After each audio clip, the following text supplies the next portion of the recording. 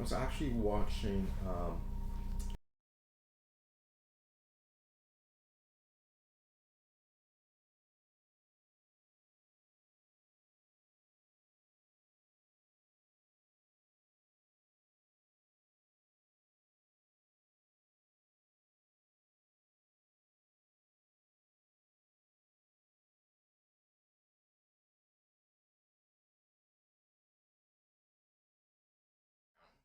And country and rural areas have in terms of their gaming communities. All right, and we're back on. Okay, let's working towards city. It's actually fascinating, and I found a lot of myself being kind of in that zone because there's a huge cultural difference. Anyways, All right. I'm liking how we sound better with this setup. I really hate how the mic is right dead center blocking my view of the TV and the chat. It drives me crazy. Yeah. Well, meanwhile, the mic is like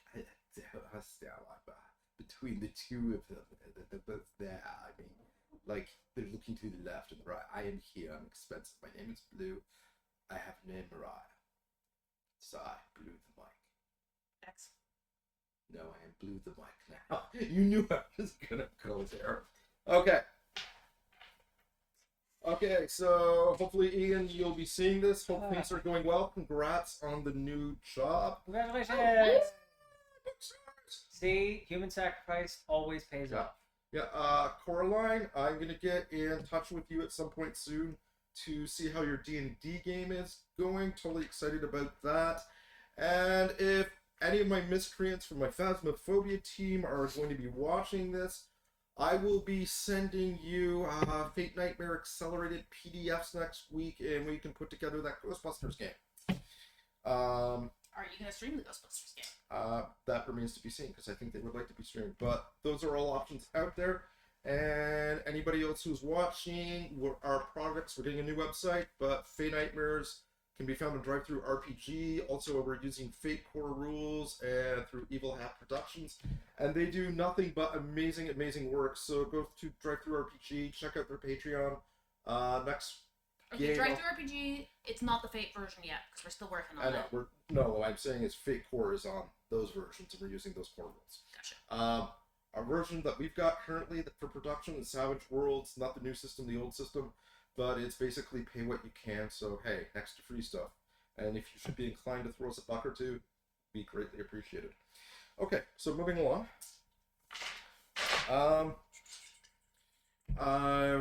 No milestones from last game. Yeah. Okay, so we're set on that. Character sheets as are, as I see them.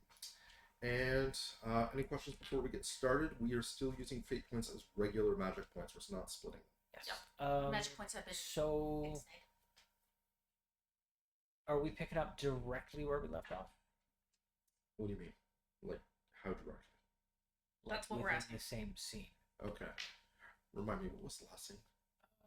We were at Babs. We had just got back. Yeah. No. You're not starting at the Bab scene right away. Okay, because This will be probably the morning after. All right. Yeah, the only reason I ask is because I have a moderate consequence, Mhm. and I think like after a session it gets moved up. Yeah. To a mild. Yeah. Is that how it works? Yes, I thought it it is. would be okay. Because the stress I know heals from scene, Yeah. but it's the consequences it takes like the entire session. Yeah, so it does. Okay. And actually, really, really good question. And that goes the same for you too, Mariah. If you see Mariah working on the iPad, Mariah's actually doing things for game and coordinating with people who make the studio work. Not ignoring you. Actually doing a fundamental part of the job, and a very good job at that. Okay. That. All the stuff. Okay, so to reiterate from last game.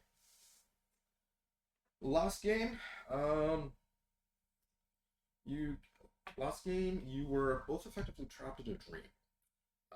Charlie, or I should say Declan, was trapped in a dream, and through happenstance and bizarreness, Lucas was able to infiltrate the dream, and the two of you discovered that this was actually the duel that Declan had signed on with against Megs and Sycorax. And they started it a week early. They started it a week early. Noble mortals not being trustworthy. What's that all about? More accurately, not just noble mortals, but these two, Serial criminal, killing, high level, crazy yeah, pants. yeah.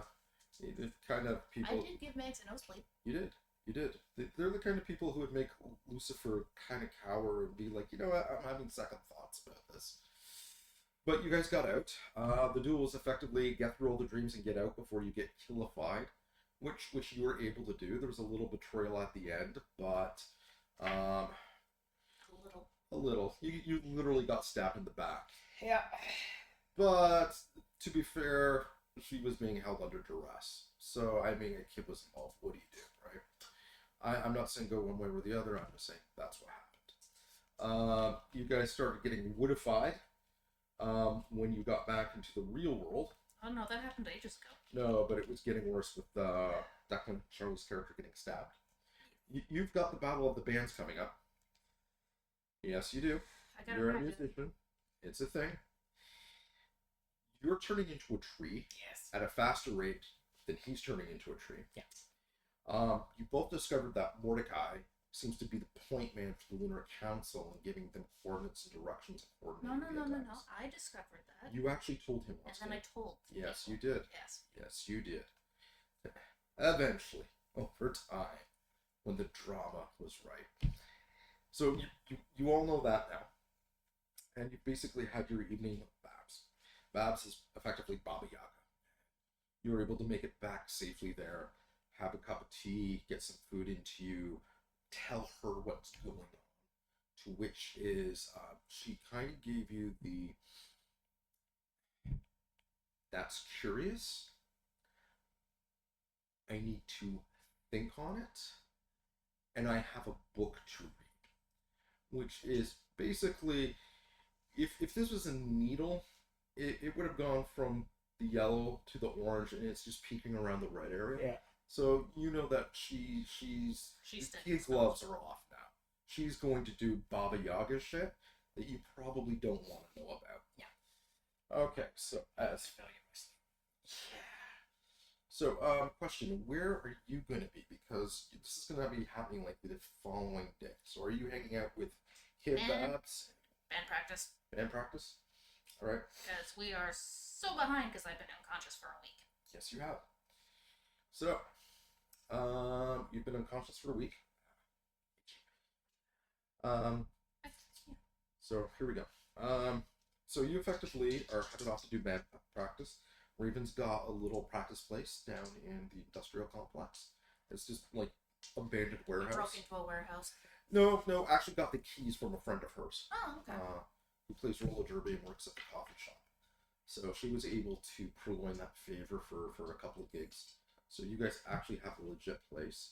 So it is Magnus, Zed, Mix, and Raven. And you. So what is your intention in terms of practicing, aside from, going against the Rose Band at this point?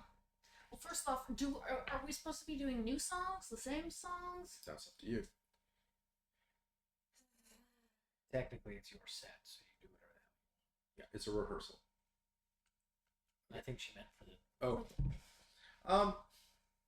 You would actually, as you were practicing, Moxie would actually show up.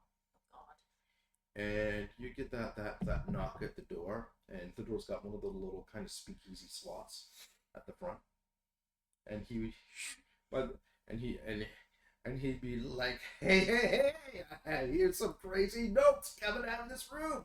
And I think to myself, who knows crazy notes better than Moxie? And Self says, that was not me, that was Will Shackleford. And Self says, nobody, Moxie, only you. And I was like, too right, so here I am. And look who it is. My favorite muse of the guitar. My siren of the Stratocaster. It's you, Lucas. You. Now open the door. Moxie's gonna do some talking. Open the door. You open the door. He is wearing a plaid leather jacket with tassels. Huh, it's actually you this time. Heart-shaped glasses. One is neon blue, the other is red. and he is wearing an American Sam top hat and the cutest little leather biker shorts with D-rings you ever saw, and clear platform heels that have tips written on the side, and there's a little slot to put tips like the coins on the inside, and they are almost false, so it jingles when he walks. Jingle, jangle, jangle. It's like, hey, hey, hey, it's Raven. And she's like, oh God. How did he find us? They told me this place was unfindable. Ah, Moxie knows all. Hey, Zed, Marcus, Magnus, good to see you. I'm glad you're spending time with the family. It looks good on you. And new person, new person, Mix. Yes, Mix. Mix in the fur coat. That is a nice fur coat. You got. Where did you get the fur coat? I like the fur coat. We should talk about the fur coat. Anyway, no. Moxie is here to speak to you. So I got good news and great news. What do you want to hear with this? Just whatever order you wanna. No, I asked you a question. Fine, good first. Okay. Good news. Battle of the Bands is coming up. Heard that got the rivals, Bloody Ones, kind of, you know, they've been running patrols left, right, and center, so they're not quite up to the usual power, so you're catching a break there. Here's the greater news. You guys are having a band-off. You like it? I came up with the idea myself. I thought it was genius. I pitched it to the manager. He said it was fantastic. You guys are going to be dueling at the same time. That's gonna sound awful. No, it's going to be magnificent. The stage, the lights, the pyro. Their band starts off, bum, bum, bum, bum, bum, bum, bum, bum, and you guys are like, bam, bam, bam, and then they retaliate, and you go back and forth, back and forth. And at the end, it ends in bloodshed and glorious music, with you standing triumphant, with the Stratocaster held well above your head. You know I don't use the Stratocaster, right? What do you use? Thing from the Undermarket? With the thing from the Undermarket held above your head. So now that I've delivered my great news, I'm going to leave you in peace. After borrowing Mix's jacket, I will shiv you, old man, so hard your mother will feel it. Ouch, that's a shiv.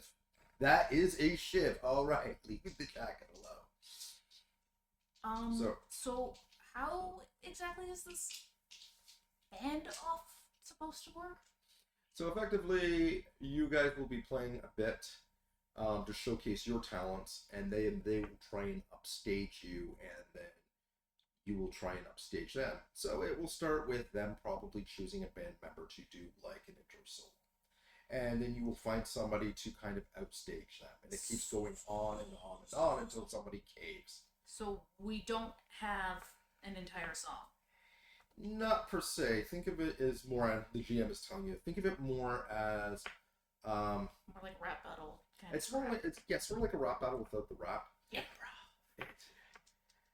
That always works well when you're a group.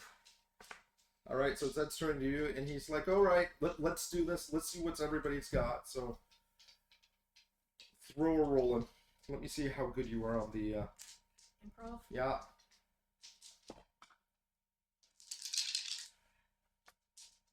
Okay, this is Yeah. not comfy.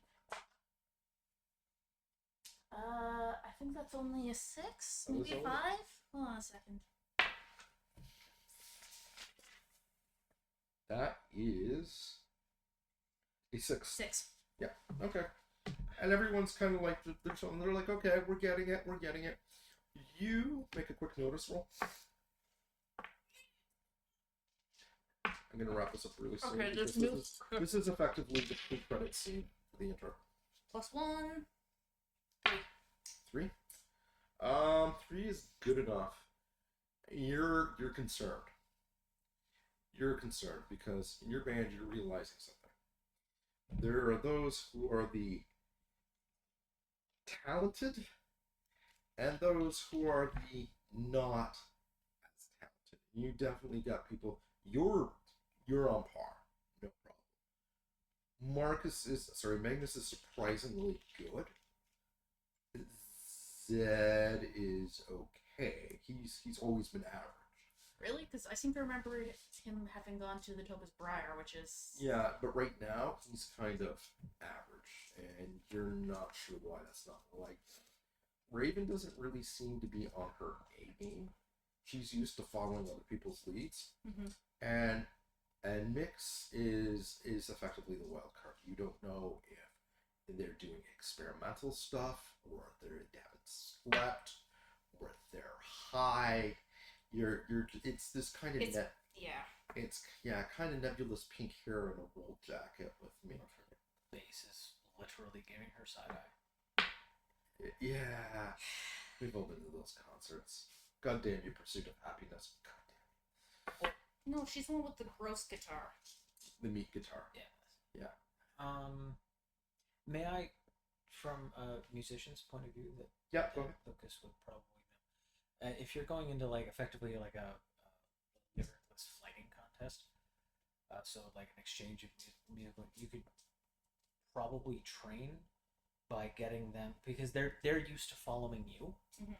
You could probably train by just having a riff and having them pick up while you're playing, so they can try and like, because if it's not going to be something like they play one part of a song and the other person has to either finish it or pick another part of a song to play. It's going to be a lot like the Devil Went Down to Georgia. Like there's just one little spot and then someone else has to kind of come back. Yeah. But it still needs to be within the same.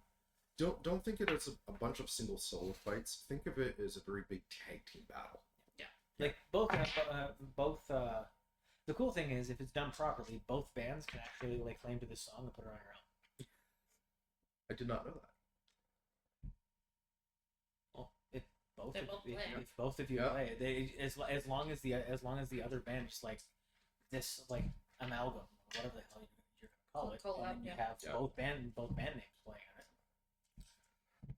So, opening sequence, opening credits, Fate Nightmares come across the title.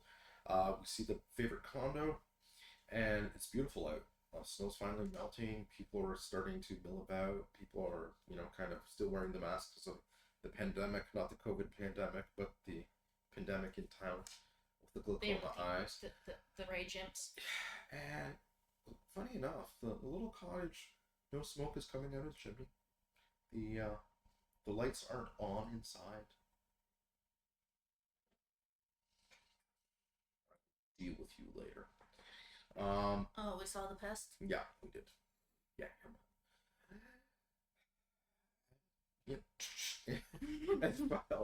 It's on. It's on. Oh yeah. There can only be one. It's been getting real Okay, and cocky. so what we do see is the camera kind of zooms in, and we see this blanket kind of flowing on top of a thatched roof. And as the camera kind of comes in, we see the Okay. So while thatched roof. Vex does the intro, I'm just gonna go quickly play Godzilla in the kitchen.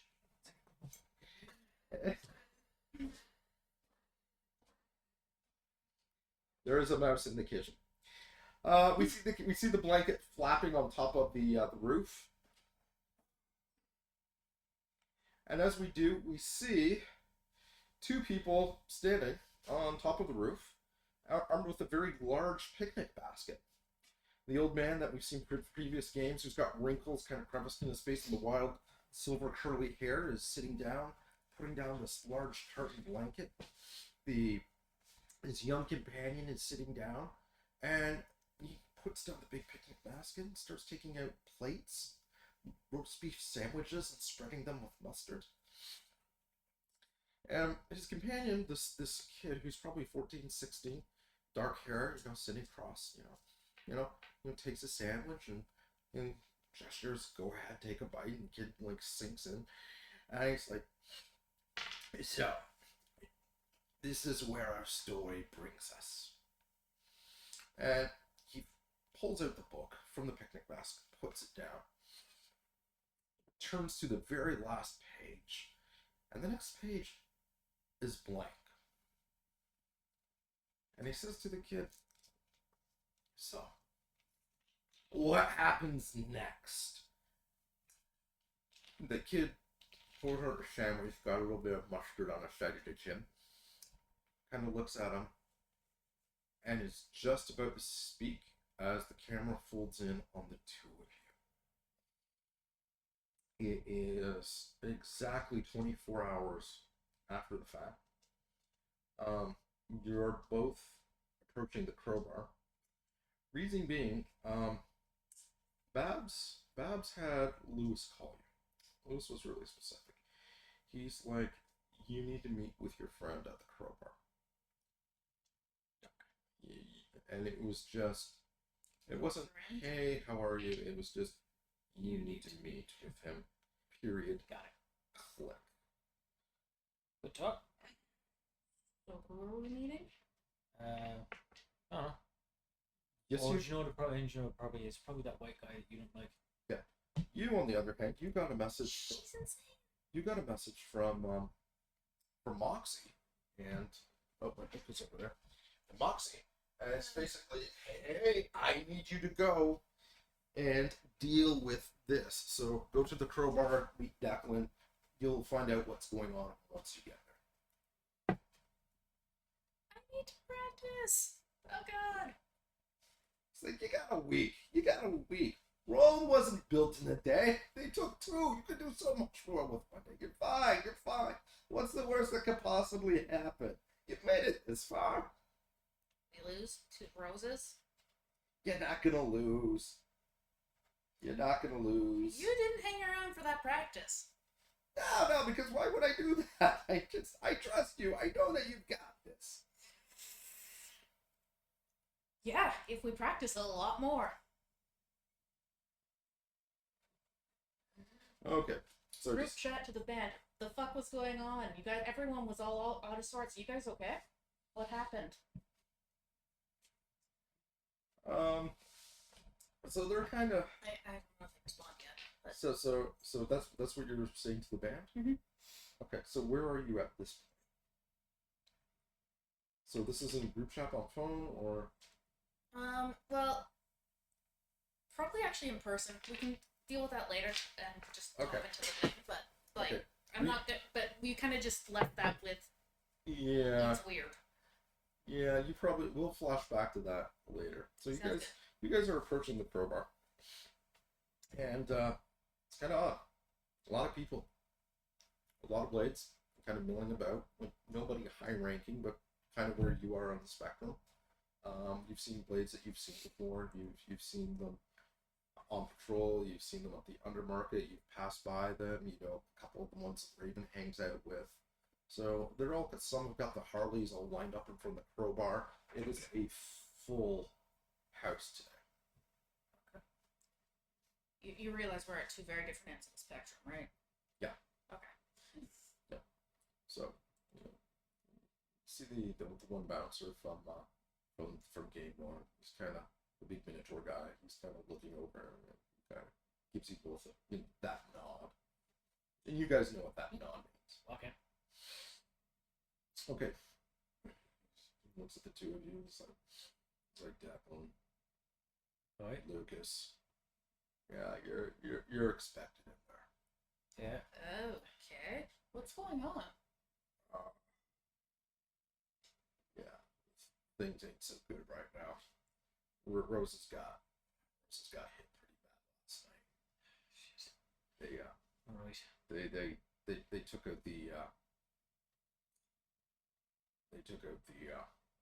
goddamn. Is it back already? Yeah, it's keeping back and forth. It's getting bolder. You're dead tonight. That said, no one else is like they got hit pretty bad last night. They were at Club Echidnas playing a few things out, and they got waylaid. At Echidnas. Outside Echidnas. So we went in there to help them out, and what turned into a small skirmish. With this one thing, I don't even know what to describe it. Spider tendrils just started diving into and out of people, consuming them from the inside. The truth of the matter is that Yeah, they were able to drive it up, but we ended up helping to a very small battle, small skirmish turned into a very large battle. We've got about 20 people unaccounted for. They've probably got, the same number, but they don't have as many numbers to begin with. So, yeah, Kidna's got torn to shreds. So they're kind of regrouping here and figuring out what's going on. Phil's apparently they're fighting something in the sewers. They were supposed to help with contracts with both of us. But I don't know. Last we heard last night was that something was powering its way through the sewer line towards their own base. And the Lord still recalled everyone. It's still going on. Yeah, but this should. Jeez. Okay. Alright, well, thanks for the heads up. Yeah, no worries. Stay safe. Yeah, you too. You too. And kind of opens the door, and as you notice that you have seen him before, where he's actually really a lot more easygoing, but he is business today. You haven't seen this kind of business. So you're talking about the Minotaur? Yeah. He's no, hey, how are you? How's it going? He's like, no, go inside. And as you do, he kind of opens the door, and the inside of the crowbar is completely empty, except for Morgan sitting at the table. He is there, and Morgan is female. yeah, sorry, Morgan. Wait, hold on a second. Wait, Morgan, as in. I think it's Wait. it's the Was it Morgan? Which? that one. That's not Morgan. Morgan is the shapeshifter. That's Patrick. Okay. Isn't it? Whatever. We'll No, call Morgan's the shapeshifter. Yeah. So So the white one is someone else. okay. So Patrick will say the. I can't blame anybody for mislisting it in the book because we actually wrote the book. And it's not mislisted. So you go in there and you see that white form sitting at the table, and just kind of those cold, steely eyes looking at you. And you also see the head chef kind of working by, like, Jacqueline, Lucas, you need menus, guys? Sure. Did you add anything else? No, nothing special. Give me that, give me that double cheeseburger thing that you gave me last time. That was mint. He's like on it, pew pew. Like, well, he doesn't do the finger guns, but he's like on it, and he's like beef and cheddar, getting ready to go. And you hear him banging things in there and screaming at his assistant. Lucas, do you want anything? Same. You hear a sigh, starts cooking. And you see Morgan there. And Morgan is just kind of, got a nice steak lined out, very delicately cutting through it. I will walk over, stand a polite 6 feet away. Polite bow. Ah, Jacqueline. I take it, Baba Yaga has spoken with you. It's so good. So good if you go. Please, please. And he stands up and gestures to the booth across from him. Thanks. Sit down. The character's female. Sorry. And she gestures. Thanks much. Thank you. Oh, Lucas, you're here as well. I'm guessing Moxie told you to go. Yep. Please join Declan and myself. I miss if you didn't. Of course. Actually, can you just hit the lights in the kitchen and just turn it on? So you don't have to see the little bastard. It's driving me nuts. I will rage jump. It's like a steering wheel in your pants. Yeah, it really is. It's driving me nuts. Yeah, Yeah, there it is. We're gonna go to the scoreboard.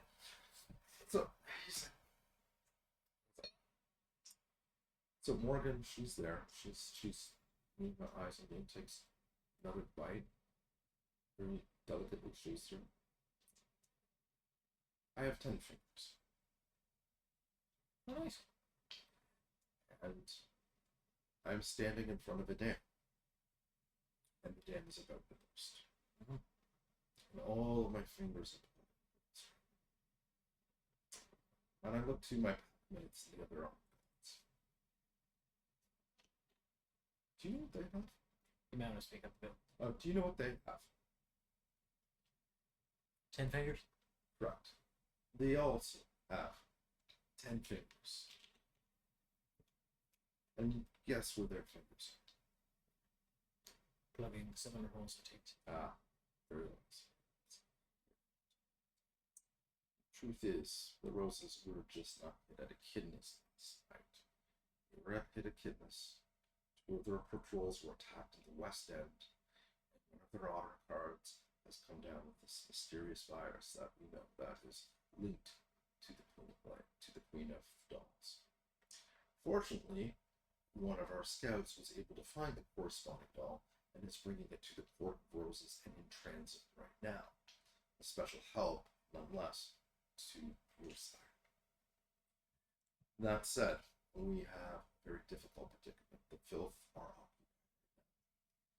Two of their sewer lines are completely overrun and they are fighting a rearguard movement. They've asked for our help specifically. We have said yes. The Roses are being besieged on all corners, and our two things are at, well, shall we say, an impasse on how to deal with things.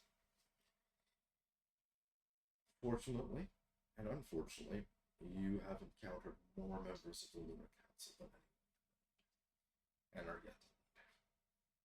But date. It's So, this is why I asked you. Well, specifically asked Roxy and Baba to have you come here. We're facing a army of serial killers. And when they're not offing each other, they're offing us, and they just keep coming. And that's when you go. Both of you roll notice rolls.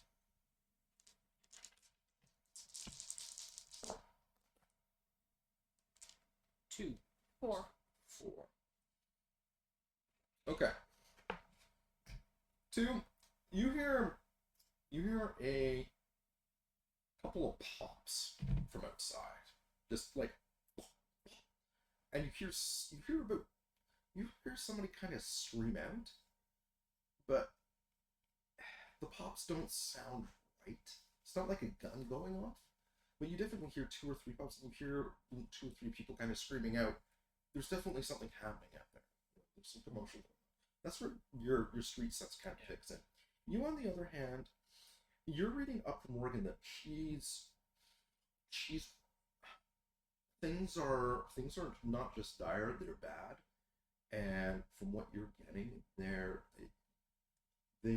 she wants to ask you something, but you're getting from the way that they're holding it in check that they're almost afraid to. Like they're holding back, and you don't know why, because they shouldn't be. And that's not how the blades work. That's how roses work. That's not how the blades work. So that kind of tweaks your curiosity. So you zeroed in on them, while you zeroed in on outside. You should probably go. What? Something's happening inside. Okay. So, James saying, okay. Yes, I heard it too. So, you haven't said why we're here. Rumor has it that you, more than just rumor, are in contact. You've had contact with someone who knows who the linchpin behind the Lunar Council is. Linchpin, maybe not. But information? Suspected informant? Yes. Unfortunately, she's no longer alive. Mm-hmm. And, did Bubs ever give me that picture back? Because my plan was to take a whole bunch of photocopies. Yeah. It's a bloke here. I don't have people to spare right now. We're fighting a war on many fronts. I need you to find this person. Oh boy. I need you to find this person, and you know what to do, because my sources are telling me that the Lunar Council is using them to coordinate everything. Normally the council would be like a hide with so many heads, they would be arguing with each other, but right now those heads are all doing what they're told, and it is making our lives unfathomably difficult. Okay. Right. You hear a couple more pops go off. You need to get out. He's like, he stands up, and as you know, stands up and is about to head out, and that's when the door kind of swings open, and there is this voice, and this figure comes in, tall and emaciated limbs, and wearing like a pantsuit. But when you look at the pantsuit, it looks like pages of a book have been torn out and like sewn together to make the suit, the jacket. Do not want to think about paper cuts. And the face has no eyes, no nose. It's just literally this wide-angled mouth with these thick, square teeth jutting out at weird angles, and kind of floundering behind it. It's like effectively what you would think were. You're not sure if they're preteens who've been turned partially into pigs, or pigs that made look human, but kind of behind them, and you can hear more pops and more cries and the flares of magic going out in the distance as the door opens. And it comes, it's like, oh, look who it is! What a pleasant surprise! I was afraid that you'd forgotten me. So good to see you again, my dear. Reach back, pull out the spear. Uh-huh. And that's when your friend stands up. It's like, what are you doing here? The wards are more than enough to keep any one of you out. And the figure just takes a few steps forward. You see that pantsuit just kind of extends. Like the back of it is sort of like more like an evening, sort of like a cape that just kind of goes out the door. Yeah. While this is going on, I'm gonna start basically humming. Effectively, I want to set up an advantage that either Declan or Morgan can tap into. Okay, go for it. I want to stand between Morgan and Pantsuit guy. Okay, so you're standing there with the spear ready to go. Yep. You just took my dice. Oh, sorry.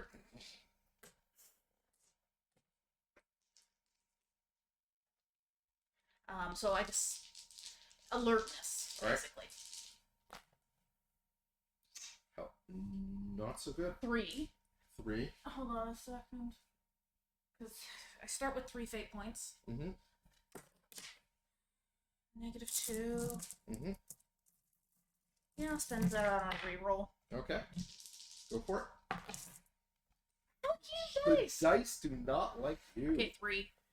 3. I will just take You do not get the aspect, but you do get a boost So someone can tap into a boost. once. Alright. So you're doing the humming, and you act from the way you would see it. Your sight would actually show you the notes actually taking form and some kind of surrounding the air. It's like, oh, that's so pretty. We could do something very similar, boys. And one of the pigs kind of comes out with what appears to be like a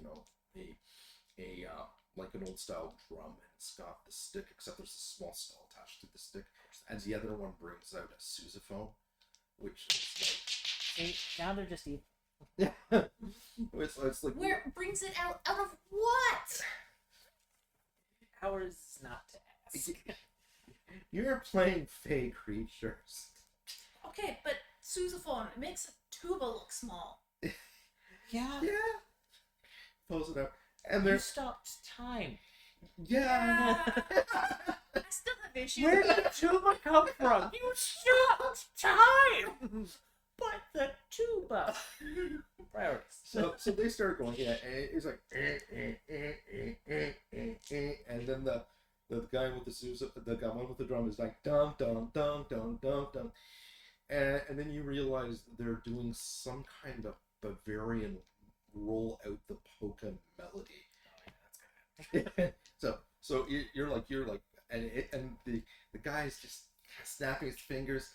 It's like, your wards. The funny thing is, when you built the eclipse, you didn't tell anybody you were building over them the echoes of the flows of the ley lines. And my territory was right here. And my throne is underneath here.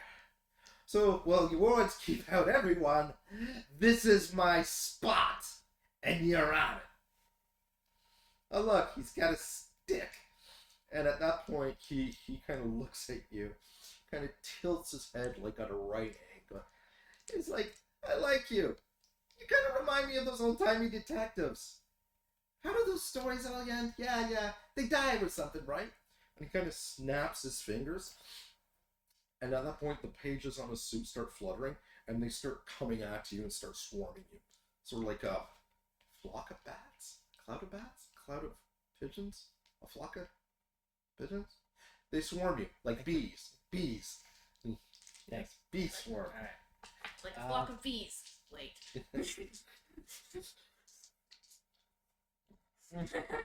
We can have a cookery shopping game. We can have a flock of bees. Well, You rolled better than me. What'd you get? whopping 2 for my athletics to dodge. Okay. Rolled better. You didn't do better. Hang on for a second. Okay. So good news.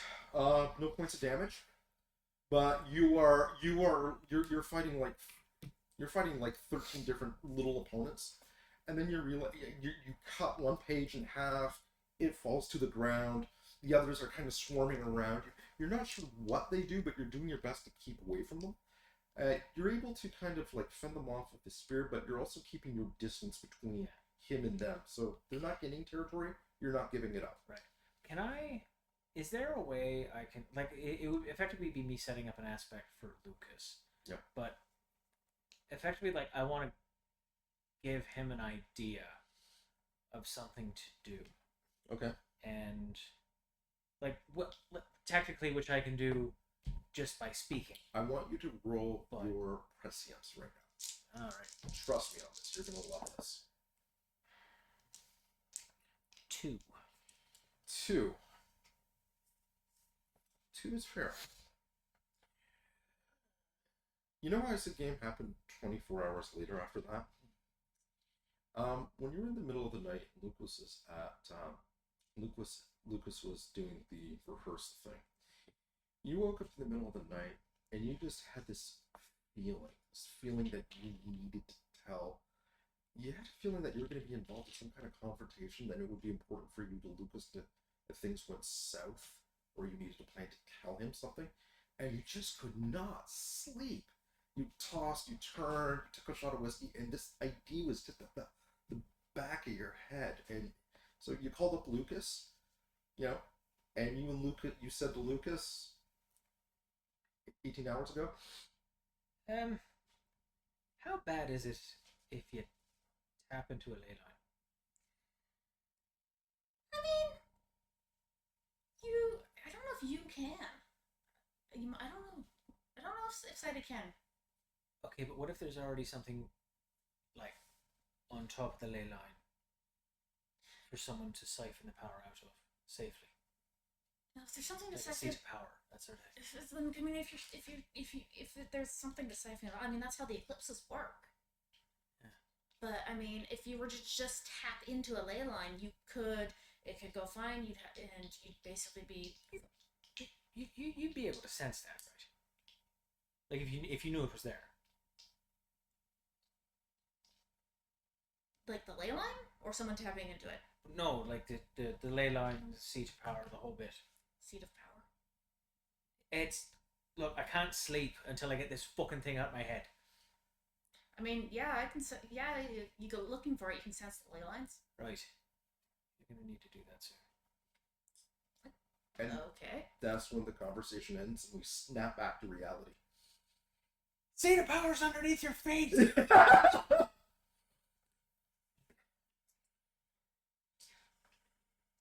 that supposed to be a reference to something? You remember when I phoned you? 2 a.m. Yeah, I fucking remember. Yes. Didn't you remember what we talked about? And that's what happens. Well, shit. He's like, He told you where his throne was. oh, this is getting boring. It's an interesting tale, but I really do have things Oi! to do. Lanky Brit, shut it! Fine, I'll go looking. You get fired from the kitchen. He's wearing paper. And he kind of and Morgan's looking at the two of you. It's like, your words mean your throne. It was the first thing we destroyed. The second thing we did was we took your territory. You were not getting through the three of us. He's like, I think so. And now, funny thing, I've got a different tale to tell. And he pulls out a book, opens it, and throws it into the air. He gets 2 actions? Yeah. He's pleased. And Morgan actually takes a couple steps back. What are you guys doing? You're effectively you're effectively okay. You're fending off the pages. You've relayed your communication. I would baseball bat the book back and then back into his face. Okay, go for it. Make a fighting roll. Because if it means that much to him. 3. 3.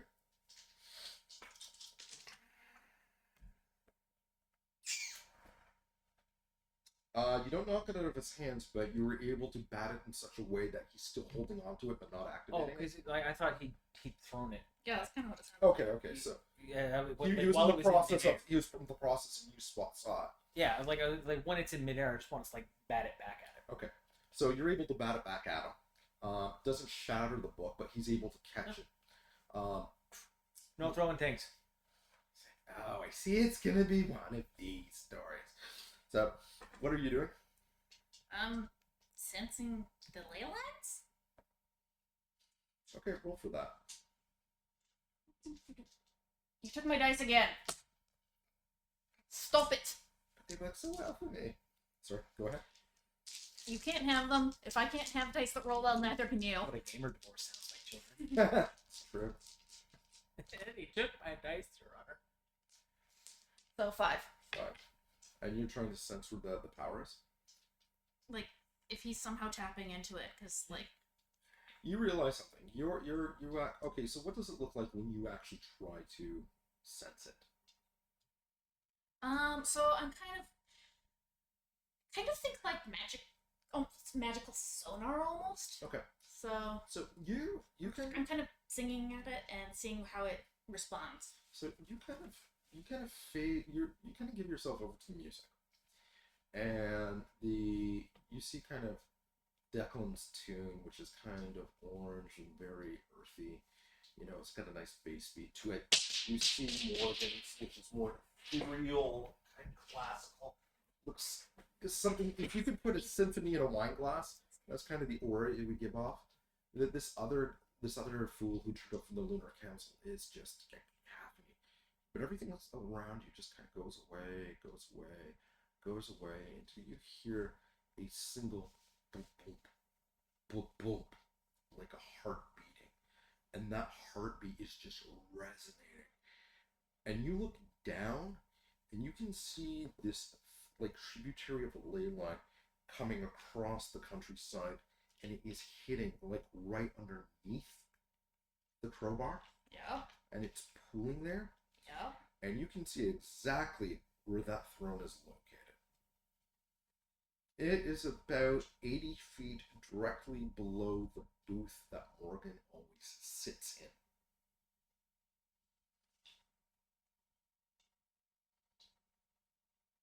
I'm checking to see if there's a hatch there. No hatch. Both of you also notice that Morgan, while being very threatening, has got the 2 silver daggers out. That the blood is starting to trickle around the corners of the eyes and come out. That it's starting to leak around the one side of the nose. Morgan's a banshee. Like, we should be. Why are you still fucking here? Was I not absolutely 100% clear that you should leave?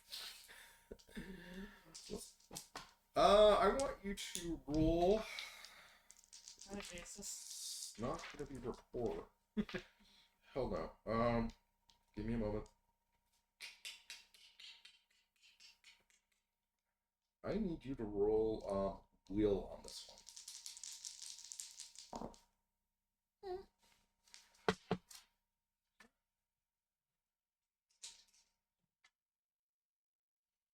I tagged the silver tongue and a filthy mouth. All right. And I got a 5. They kind of like do the head turn thing, and they give you this steely eye look, and it's like, you know when somebody knows that you're right. Yep. But And they don't like it. And they don't like it. And they kind of like, gives you a nod and just kind of takes 2 steps back, snaps their finger, and a door appears underneath them. They kick it with their boot, step over, and fall through it. Door vanishes. And that's when he's like, oh, I see. It's gonna be like this, is it? Well then, fine. If Morgan won't be here, neither will I. Enjoy your victory. Boys, come along. We have someone bigger to deal with. Steps out the door. Collapse behind the counter. Oh, thank God.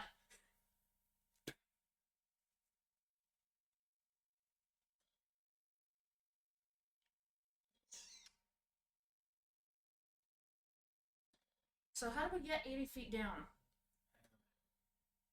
Is that coming from outside? Mm-hmm. Okay. You see the little glass of the water start to shake. Go over to the door. Open it up. You open the door up. Mm-hmm. Okay. So everybody who is outside, about 9/10 of them are lying passed out. Others are ministered to them. You see the big Minotaur, and he's got like cuts all over his arms and everything. He's like, get back inside. The fucker sent balloons over filled with cold iron shavings. The door got opened, so your bane has now been activated. That's Oh. light. All right then. And you roll a notice when you were looking at outside. 4. Nice. A frost giant. Big one. Frost giant. Frost giant. Coming towards you. Or you think it's a frost giant. He's one of ours. It doesn't look like he's one of yours. But when I say big, I mean colossal. He's probably still about 1 kilometer or 2 away, and you can still see his mass increasing.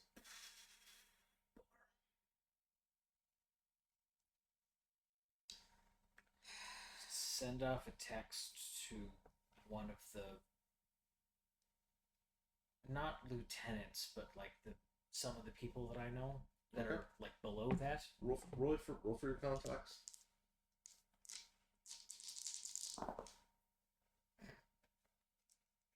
Precisely 0, so 1. Okay.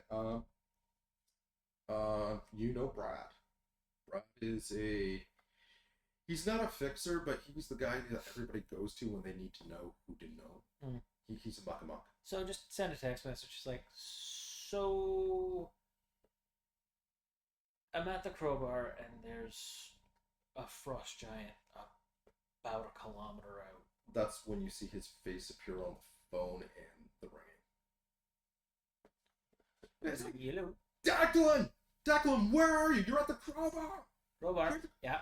Hey, we're pinned down on Main Street. There's 4 of us right here. And you hear, he's like, just keep casting magic at it. He's like, we came in to do a quick patrol. We need to get somebody down here. Is there anybody you can send? Main Street. Main Street, at the corner of Jarvis, and you hear an explosion go What off. What are you fighting? I don't know, some of the people, their eyes went weird. There's this one chick here, she's got some kind of porcelain mask. Fuck, get down, you know. Yeah, all right. Hold please. Click. Phone Lewis.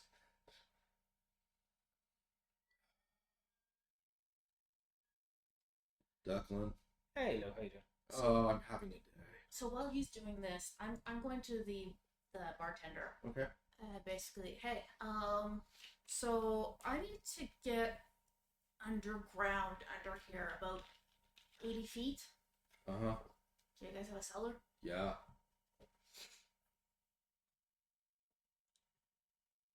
Lead on. Lifts up a big trapdoor, wooden staircase. Lewis is talking to you. It's like, uh-huh, where again? Yeah, Main Street. Okay, and Some porcelain mask thing. I'm not entirely sure. you would know the Queen of Dolls. Yeah, it's the Queen. Get Babs. I'll see if I can get. Just let her know she's actually on the street. I'm on my way. So I tell the bartender, tell Declan, and I go down the stairs. All right.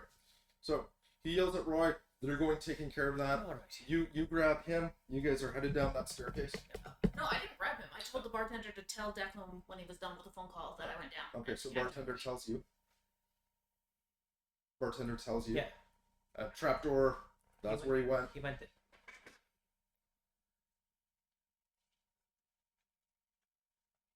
Okay. It's fine. I'll just sit here then. No, you're supposed to come with. Wait. Idea. Idea. Really bad idea. I'm gonna open up the door again.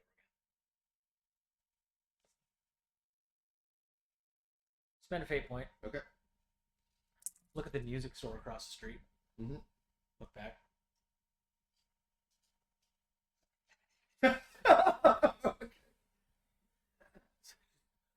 Burst into the door. Welcome to Theodore's Music Store. How you doing? I am Rex. I need this, I am here. and I'll need this, Okay. and I need this Right. very large extension card. Yeah, Thank you very much. Okay.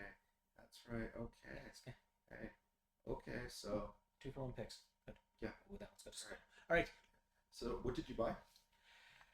An electric guitar, an amp, and like a large spool of an like heavy duty extension cable. That will be $1,200. 1,200. Yeah, right. I feel like this should be a resources roll. This is definitely a resources roll. You gave me a bag of $750,000. Yeah. Do you have that with you? Well, the bag, no, but for obvious reasons. Yep, that is a 0. It's $1,200. 1,200. Cool. We don't take debit or Visa. Right. So That's how the government gets you, you know.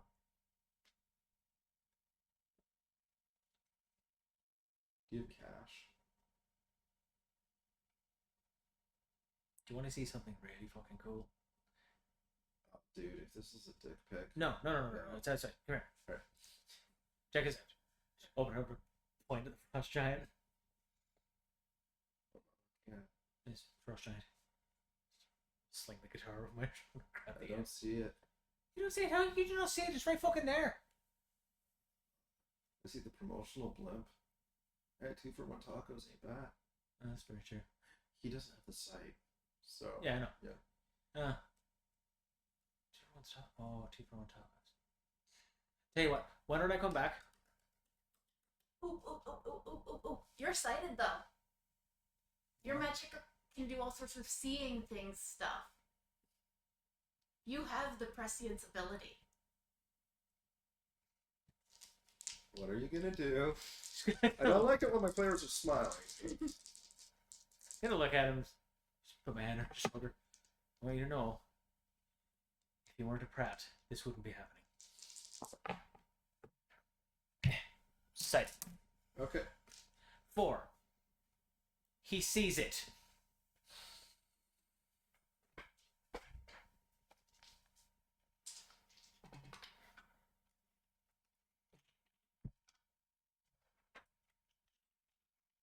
Well, I hope you are proud of this. There's a high-pitched scream. Yep. A lot of ugly crying. Yep. A lot of hugging and pleading. You go in there, you'll be absolutely safe. Runs back into the door. Gets back up, opens the door. Goes into the shop, closes the door, puts the "we are closed," and you see him turning off all the lights. Cool. Go back into the bar because I have all the stuff on me. Yes, you do. Okay. All right, so trap door is open. Just look at the cook. Plug that in, will you? Keep it plugged in. Just Right. make sure it doesn't come out. Start spooling it behind me. Okay, you're schooling. What are you doing at this point? I am going as far down as I can. Okay, so you make it down to the cellar, and you're definitely in the cellar. Dry goods, flags, casks, of ale and meat, dried meat, various delivery stuff has been stored there. How deep does it go? Not 80 feet. You're probably maybe about halfway. Is there anything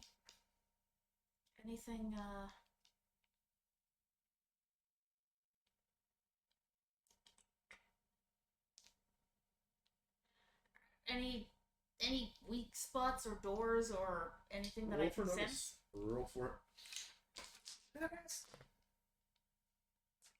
4. Yeah, you find that one of the large casks is not flush against the door. You kind of swarm your way there, and you can see that it is intentionally blocking another door. Bronze, kind of beaten, looks very old. See if I can open said door. Make a physique roll. Nerd. Wow. Hold on a sec. Since when is +1 a wow? I didn't think you'd make it that far. To be fair, how well you've been rolling? Yeah. So 2. 2. Okay, I will give you that. You feel the you wrap your hands around the rings, you put your foot up against the frame, and you're just heaving on it, and you hear the rust kind of give way, and shuts, and then it jams. Lots of swearing at it Okay. and continuing to try to pull it open. You're struggling, and make another physique roll. You've got the guitar and the stuff from.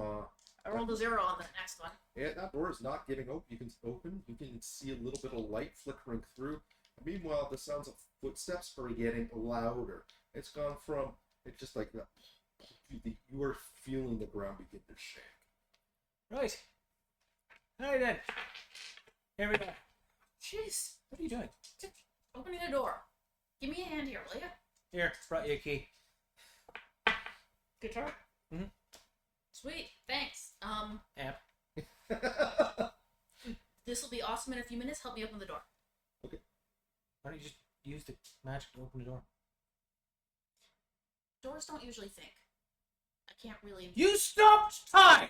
Not on my own! It doesn't matter. It does not matter. What you think your magic does is not what it does. Your magic does whatever the fuck it wants. Now, I'm just asking you, right now, Okay, under both of you looming... make athletics rolls. 4. 2, 3? No, yeah, 3. 3.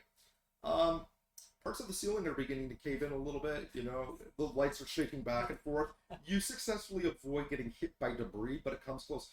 You're kind of yelling at Lucas, and you like take a couple steps, boom, boom, boom, you know, as like. Now, I am asking you, under looming Jotnar attack, to just play a fucking tune at the door and tell it to open the fuck up! Great! You pull on it while I do that. Fine! Okay, you give me a physique roll. You give me a performance roll. 5. 2. Okay, so you yank out the guitar, and you're like, fine. You know. Open sesame. You feel the door doesn't give. You're holding onto the door. You don't feel the door giving way, but you feel peculiar. You feel like, you know, your muscles, even the wooden ones, are getting stronger, and they're puffing out. All of a sudden, it looks like Declan just never missed leg day in the last 6 months. Or arm day. Or arm day has been eating kale, and all of a sudden the detox, the juice diets worked, and the protein shakes. Your muscles are starting rippling up like the Hulk. Not from the MCU, more like Lou Ferrigno. No, okay, so I won't die. That's what I'm hearing. And then you hear the door just coming off of its hinges. You see his shirt split open, his pants get shorter. You know, he's got his 1 pack has now become a 12 pack. I had the hints of a 6-pack. Thank you. Under the right lighting. Normal lighting, it's just a 1. And appropriately applied makeup and Yes. contouring. CGI does so much good. But right now, Not body shaming me. the muscles are kind of rippling, and you've got the door off of its hinges. Oh, I really hope that wasn't expensive. I'm so lucky I wear cheap clothes. Otherwise, I'd be super pissed. All right. So yeah, you've got another Down we go. 200 feet of cord here. Okay, give me an athletics roll. Or a notice roll. Pick which one you want. I am running away from the ceiling falling down through Alright. the door hole. I did not roll well. I rolled like a -1. Yeah, you still roll better than me. I would like to re-roll that. Mm-hmm.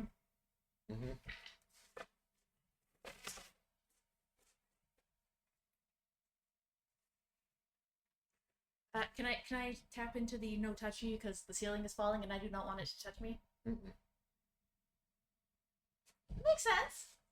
I use the dodging shit. That's not why it's there, though. You don't want... The ceiling isn't going to become incredibly enamored with you. Yeah, but but the idea is I'm used to like dodging things. It's You're grasping at straws that belong to a straw man on a bicycle driving away from you. So I'm like, no, I'm gonna say no at this point. This is one of the rare times I do. lies. So what did everybody get? I got like a -1. Negative? Well, this is my life now.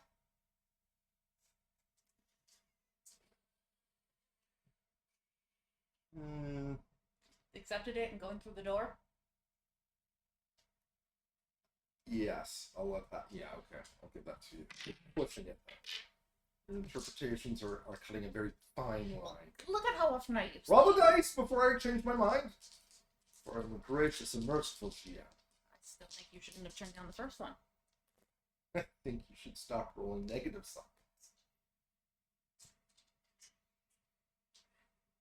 What'd you get? 5. Good. And you got what? -1. Okay. An athletics or notice? Oh, that was an athletics one. Okay. Oh dear. Okay. So. Good news and bad news.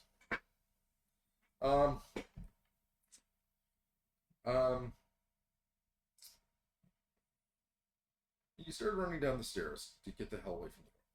As you did, the stairs effectively gave way, kind of slanted, forming a giant slide. And at the bottom of the slide was what you thought fairly hard kind of dais, until the dais raised its 6 heads. 6 heads were all turtle heads, each one with a different colored eye. And it was basically there, just kind of waiting for something to come down. You came down. So shit, because in your mind's eye, you know what your master plan is. Lucas is right behind you. There wasn't enough time to really do anything. So, in true muscled up Declan fashion, you flung yourself at this thing in an attempt to effectively keep it away from Lucas. So, you were able to kind of... Stairs gave way, Astra slide, Declan's wrestling a fucking 6-headed turtle monster, which looks like it's got him by the arms, legs, or possibly genitalia, but he's screaming in Irish and swearing at it, so... He's not dead. It's a fair cop. He's giving as good as he's taking. At least verbally. Verbally, yeah. You're able to dodge by them, kind of wheel underneath the heads of a couple of the turtles, pull yourself up, and he's still kind of fighting with it. And you pull yourself through the mud and the slime, and there's a thin alcove there. And what you see is, this door. And this door is labeled chair. You, on the other hand, you're like, if this was a comic book, it would be that perfect scene where you kind of fling yourself in midair, and the background is a blur, and then you got the shot of the different heads of the turtle looking up at you, the maws raising, as you heroically throw yourself into them, holding it up, beating on one hand, as another one grabs you by the ankle. You swear at it, but when you swear, the one hand comes down, and the other one bites you on the arm, and you turn to face it, and it's looking at you, and you slap it, and that's when the other one makes him go for your genitalia, and you're like, oh, hell no! So you're taking 3 points of damage. Of course I am. But just for shits and giggles.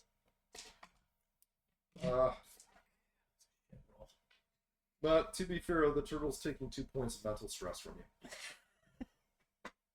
I don't even know what that means. Why? What is he calling me? Why is it fighting back? I'm just supposed to eat it. I haven't done anything. So it's kind of it's you've got this 5-headed turtle thing, and it is trying to tear you apart. But you also saw Lucas get away and run towards the only exit. Hey, Declan, stop playing with the puppy. Get over here. Fuck you! Okay, I'm gonna give you a fate point for that. Actually, you both get a fate point for that.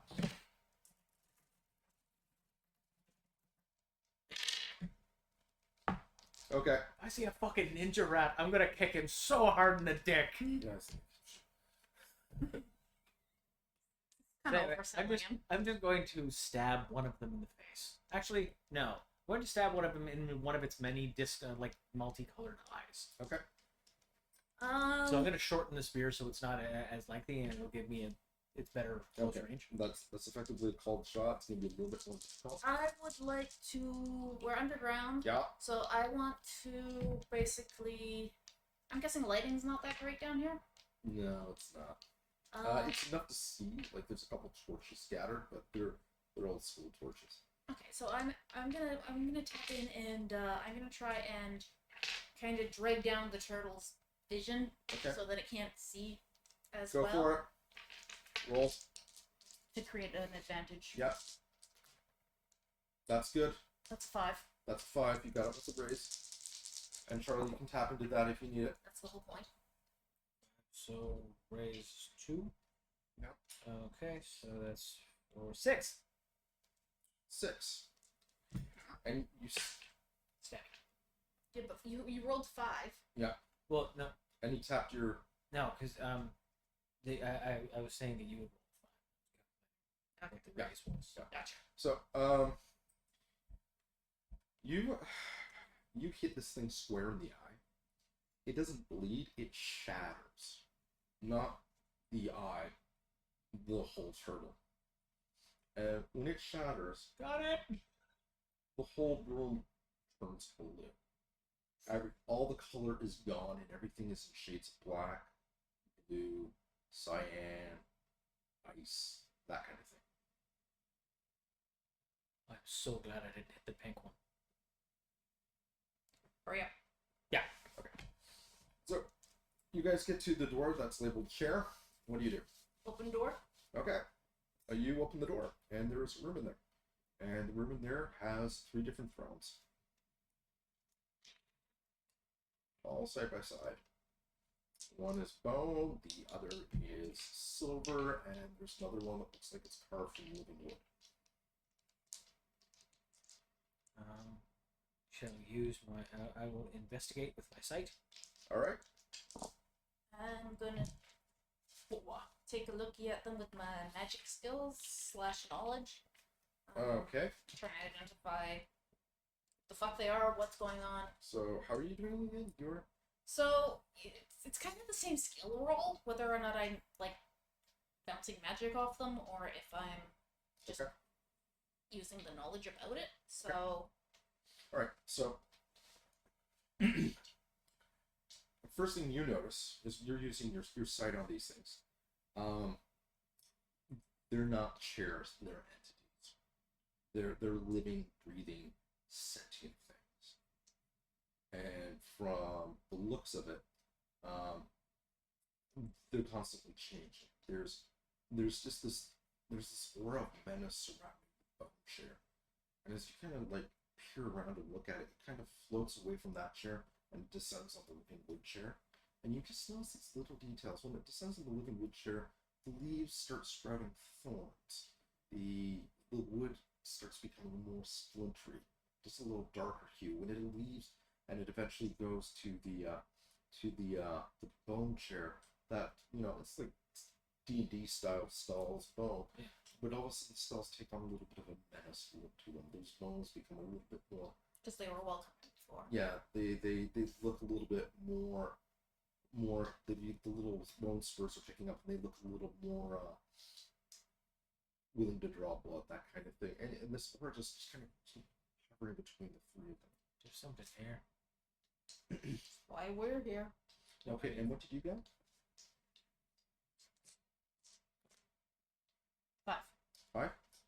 you got 5, and the creepy thing is there's absolutely no music coming. These chairs with these auras, it's almost like they're absorbing. It's basically like they're absorbing magic, they're absorbing the sound, they're taking it away. For lack of a better word, they're like magic dampeners. Does that make sense? Yeah, I mean, if they're tapping into the ley line, it makes sense that they'd absorb, but Think of it as a big cosmic plug that you've effectively put your finger in the dam. So, no, think of it as sort of like the ley line is a fire hose, and the best way to stop people from drinking directly from a fire hose is to pull the lever down. Those chairs are the levers. You think. So he didn't tap into the ley line to gain power, he tapped into the ley line to cut off power to the eclipse. Otherwise, giant pyro candle of the energy. Yeah. Well, with less explosion, because they've been doing that for... Yeah. There's something flitting from chair to chair. Interesting, because he also said his throne, singular tense. There's 3. And they're just kind of absorbing magic. What are they doing with it? What if that's how we drew? What if that's how he could draw? He could draw on it without, getting eviscerated. Oh, the line? Yeah. Well, it feels like it's like blocking it from getting to the eclipse.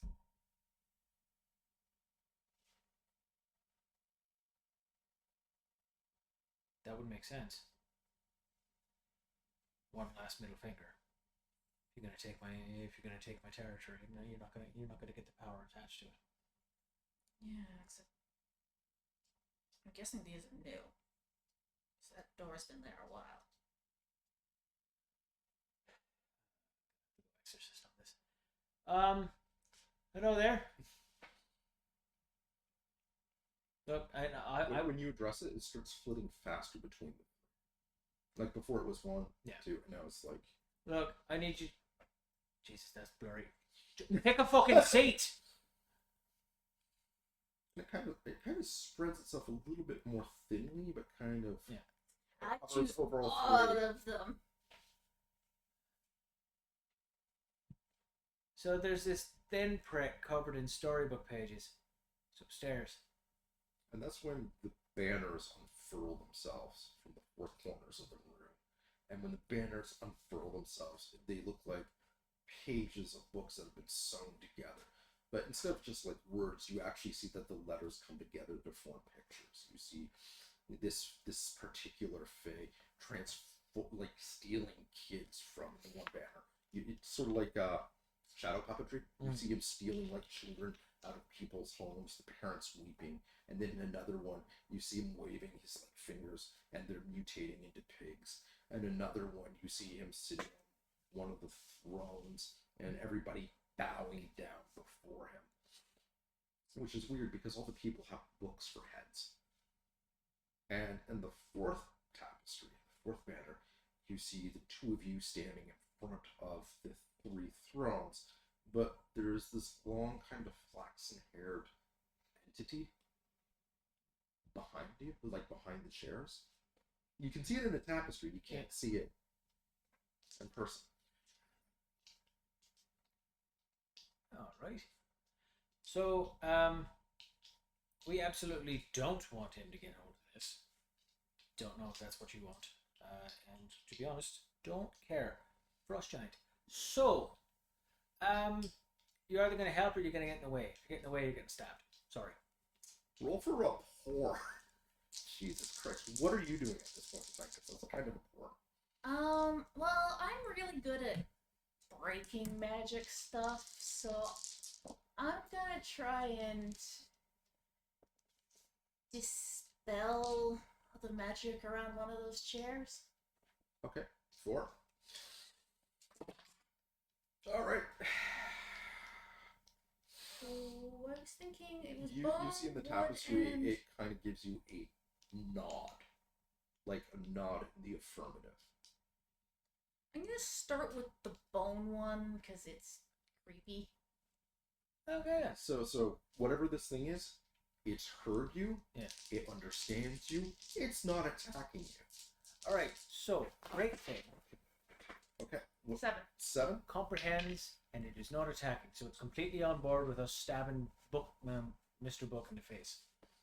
What are you doing? So you rolled 7. Yeah. So explain how you're doing this I'm basically trying to dismantle the magic around the chair. with the guitar. Sure. Fate point. Do you want to describe what it looks like when you start breaking at the guitar? Are you doing acoustic? Are you going hardcore? First, I'm gonna start just kind of picking a couple notes, seeing how they respond, seeing if there's any weak spots, and then picking up volume and actually creating a rhythm and song to it. Something really weird happens. Everything in your body, your magic, your entity has told you it's gone off like a charm. The chairs are all there, but the tapestries, she disappears. You guys disappear, but there's a throne in the tapestries, and it looks like it's an identical throne. But the other 3 are still kind of there. What do you mean an identical throne? So you've got 4 tapestries. It's the same picture of the same throne in each of the tapestries. And everything is like magic has worked. I can feel it's worked. It did what it was supposed to do. Why are those 3 chairs still there? Why did the tapestries start showing a picture of a different chair? It's a different chair. It's not one of those 3. No, it's not. How big are these tapestries? You ever been to medieval times? Yeah. Nope. You've been to medieval. It's they're full length wall. They're probably like 10 feet high, maybe 4.5 to 6 feet across. Are they touching the ground? They are not touching the ground. How far off the ground are they? Like that. So they're basically, yeah. They're not touching the ground to get dirty, but Yeah. they're the full length things.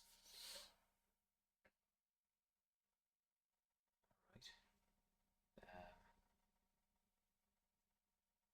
Also, the sound of footsteps has gone from Tyrannosaurus Rex to more like kaiju standing on top. You both need to make an athletics roll.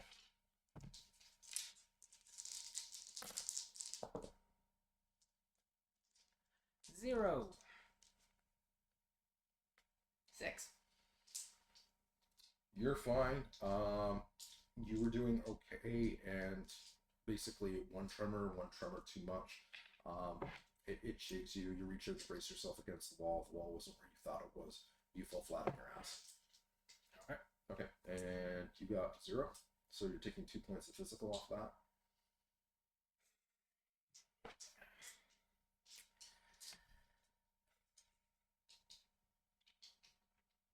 Nope. I'm taking a 4-point consequence. Ouch. So I'm guessing I just cracked my head. So mild concussion. I was going to give you delusions of invulnerability, but yeah. I mean, Oh, hang on. What did you? Oh, you got a 2 because you're still muscled up. That's a physique roll. Yeah. No, you're right. It's athletic. So no. So mild concussion. But you're still looking at the tapestries. The funny thing is, that last one that knocked you, whatever it is directly above you, it's stopped moving.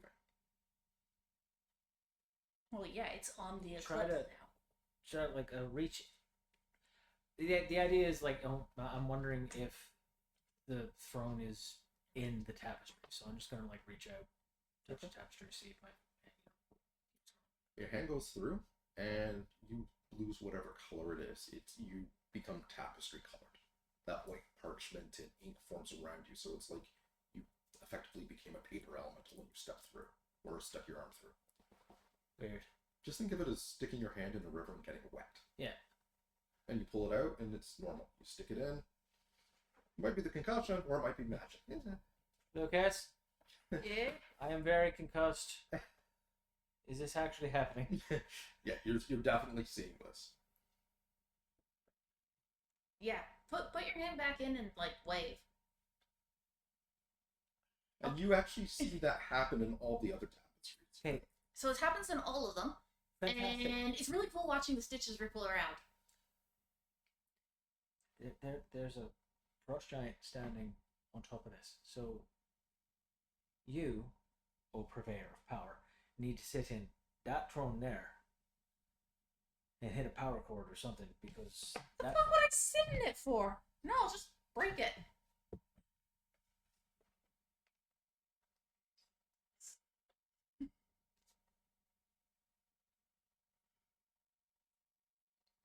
The best part about AGM is when the players break each other, it just really cuts down on my workload. You know, words might help here. concussion. It's very difficult. Yeah. If that's the actual throne, and this is the plug, then that throne there, you could theoretically safely draw on the ley line. If his throne does what we think it does. What the hell else would it do? Directly feed into him. Magic can do all sorts of weird shit. Great, so you'd be directly feeding on ley line energy. So funnel it out. Well, notice both of this. 5. 5, 4.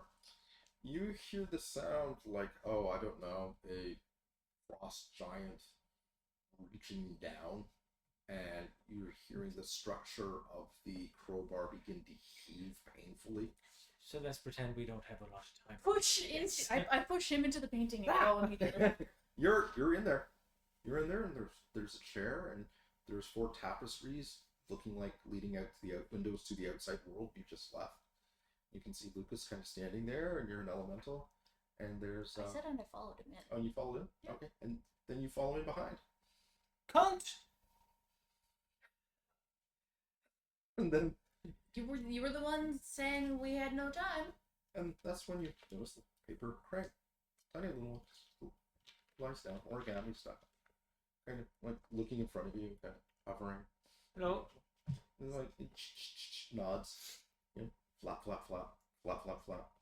So hey, just a quick question. There's a frost giant that's trying to get at the ley line here. Can we use the energy here to channel it through the throne to kind of obliterate him? That's when it unravels itself, and the piece of paper is kind of hovering, and you see the ink appear in words. It's like, the throne is right there. If you sit on it, you can tap into the power of it. My name is Tabitha. It is a pleasure to meet you. I've been here for such a long time, and I know so many stories. Actually, all the stories that ever were not written. Would you be interested in a story when this is all done? Yeah, that'd be nice. So, Tabitha, you can tap into the ley Yes. line power pretty much anytime you're over top of a ley line.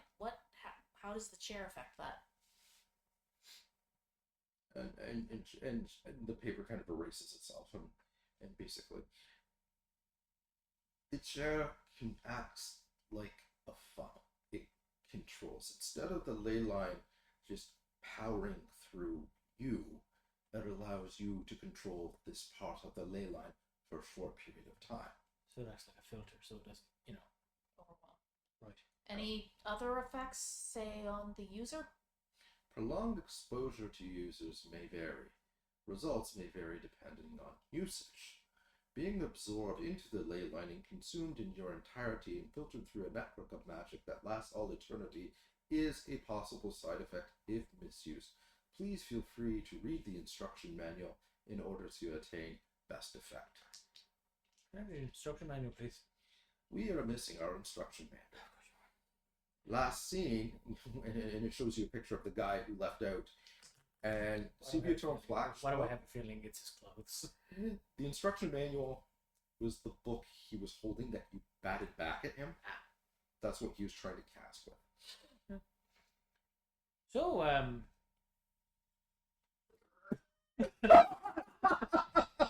Okay, so you're in the chair now. Ah! So, Ass! the fuck am I gonna do? Look at it real hard? and that's when you see that the pages that you're made out of in ink start melding into the chair, and the chair starts reaching up, and the tendrils of words start Oh, kind great. of attaching themselves. So basically, when you look at Lucas now, it looks like Lucas has got like sort of like that cyberpunk look when somebody sits down and they've got all the wires and tubes. Except this time, instead of being jacked in, they're kind of papered in, and you can see the lyrics flowing into and out of Lucas, stories flowing into and out of Lucas through these paper tubes. So literally, knowledge, words, music, information is all flowing through the chair from the ley line into Lucas, circulating around and then coming back out. In many ways, it's sort of like Lucas is a heart to the ley line, processing and processing. Right. That's If you got any, important to break. if you got any Viking death metal in you, You guys are hearing like it's coming down with both hands, and it sounds like the roof is caving in. The foundation is being. I believe in you. So first I'm gonna start slow with this thing, kind of test it, see how it responds to my magic because it's not book based. Okay. And You seem to be compatible with it. okay. And can I use it to see what the frost strain is doing? Yes, you can. All right, what's the frost strain doing? It is standing over top of the eclipse. Its thumbs are through the roof. It has grabbed it by the foundation, and it's kind of doing that big heave up, like an old guy lifting, like that bar fridge that, has got the beer in it, and he refuses to take the beer out first. You also know that there's 2 large footprints, and more than a couple dozen blades got crushed because they were lying down there when the bane hit them. You can see the other blades trying to pull people out of the way, rescuing the triage. But this thing is virtually insurmountable. The building's empty though. Yeah, except for the chef. How's the chef even still in there? He's just been like doing this with the building. Captains, ships. No, I just meant like, how is there a building left to be in? Yeah. No, fair enough. Like, he's still heaving it up. The building's still coming apart. This is not going to go over well. Like, this thing is huge. It is tearing apart your eclipse, and it just killed. Okay. I'm gonna try. It's a little different. Normally, it's all mental stuff with the performance, but I am literally underground, tapping into the ley line. You are literally there. So kind In of. a tapestry. Thank you, Vex. Fused to a chair. Yes, I hadn't noticed. Okay, just pointing that out. I didn't notice. It's plugged directly into you. Yeah. So I'm gonna take a moment. Yeah. Put the game on pause. So we'll be right No, back no, because we're I not, need no, to no, know. we're not having a break. We're having a pause. So we kind of flash back to the rooftop picnic that the old man and the kid are having, and the old man is listening and listening. He's like, you can tell the kid's just paused. That's an interesting interpretation. But do you know what happens to fate if we're a little too successful? Sometimes a little too much success is almost as bad as a little too much failure. Oh, I certainly have noticed you like punishing me for doing well. No, I just reward you past your wildest expectations. So, as a gentle reminder, success has consequences, failure has consequences. I am unpausing the game. Yeah, keep making the frowny face. That's my dad at Thanksgiving, I get it.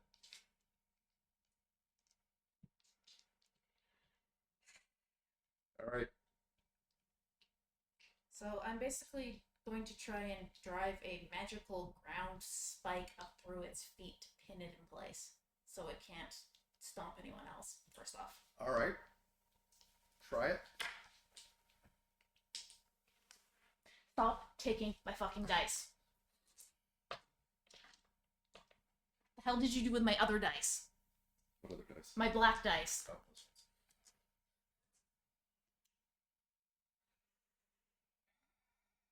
Well, it was a good marriage while I had it.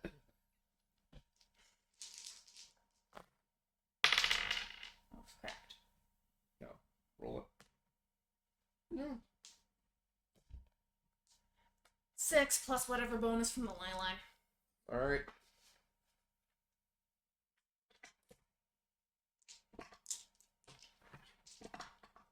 Okay, so you feel the ground rumbling, shaking even inside the tapestry. Movement of the earth outside is equally as violent. You feel this well of power force through you. You notice that when it happens, the words and the ink in those tubes speeds up, and there is a deafening roar, like somebody force feeding a dragon another dragon and shoving it into a very large blender. Like, this roar is deafening. It's like an atomic bomb. You get the feeling that those spikes worked really, really well, because that roar was not victory or anger, it was a roar of pain. I get the feeling I was able to see what's going on and I can't anymore. No, you can still see what's going on. So, did the spikes go through the feet, or do I feel like they probably? Yeah, you kind of missed the feet. They kind of went through the heels, not through the shins. Either way, it's not moving anytime soon. Yeah. Oh, no, it's not. Okay. Make a will roll.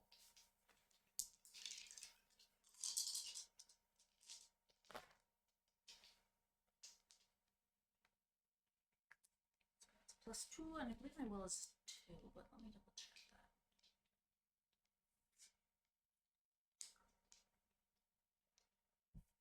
that. Oh, my will's a 3, so 5. So 5. You are taking 1 point of mental stress. Jeez. Okay. Okay.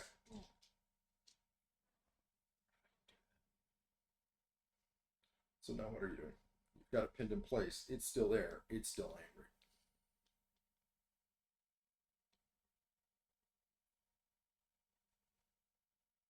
I have an idea, but you're not gonna like it.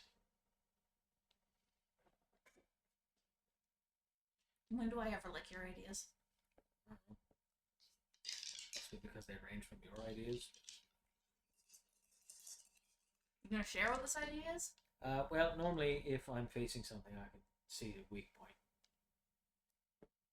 I'm just wondering if I can share that with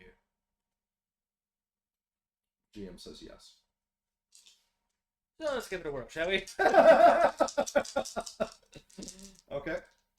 So what is your intention rolling? What specifically are you doing? I want to effectively use my sight to like grab him here, like put my thumb on his third eye for a better description, and effectively allow the next attack through the use of the ley line to have access to the stun death touch that I have. Yeah. Yeah. I can see that. Which one's Death Touch? Can't But, remember. if I remember correctly, like it does either extra damage or it's harder for them to soak it It's because it's automatically hitting like a weak spot. It's in the book. Yeah, it's not in the book. no, we custom that. Because that's it's it's different. it's extra okay. damage if I believe. I don't think it is. I think it's you don't have to make a. I think it's just using prescience for your attack. Okay. Yeah. All right. That works as well. So you basically you want to set up an advantage where I know a weak spot. Okay. So roll for creating the advantage then. Yeah. Okay. So is it a fighting roll or prescience? Prescience. And your prescience is actually pretty good. So. Yeah, it's 3. Yeah. 3. So. Okay. Okay, so that is enough for an advantage in this situation. Cute. All right. So you can definitely tap into that. So Does this let me know? So if I were to cut off the power, like if I were to completely dispel the dampeners, would that essentially bring the wards back? Yup. It would. Would that count as a weak spot for the death, the happy thing? Yup. I'm just gonna reach into this here bear trap and Yeah. I had fingers. So I'm going to carefully dismantle the magic of the rest of the dampening magic, and ideally, while I'm at it, I'd like to break the throne, but not be in it at the end of this and not get broken with it. But that sounds like it's an awful lot of stuff all at once. Luckily, I'm here and I have a hold of it. And that has mattered exactly how much ever. Well, it depends. If you're going to destroy it, I can pull you. I can pull you out of the chair so it doesn't destroy you at the same time. And I'm currently kind of beefed up right now. So, Fair enough. So- Okay, so Lutheringo beefed up. so my pulling power.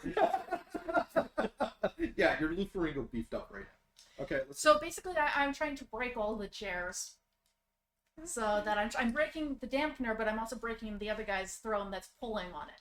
Mm-hmm. But I'm kind of trying to do it simultaneously without hurting myself. You know that moment when your players discover plutonium by accident? Nothing bad happens when you discover plutonium by accident. I am adding, but not hurt myself. Uh-huh. And Yeah. It'll be. because your dice love you so much. Just remember, if you're playing this game, character sheets for new characters can be found at fate.srd. Back to the game.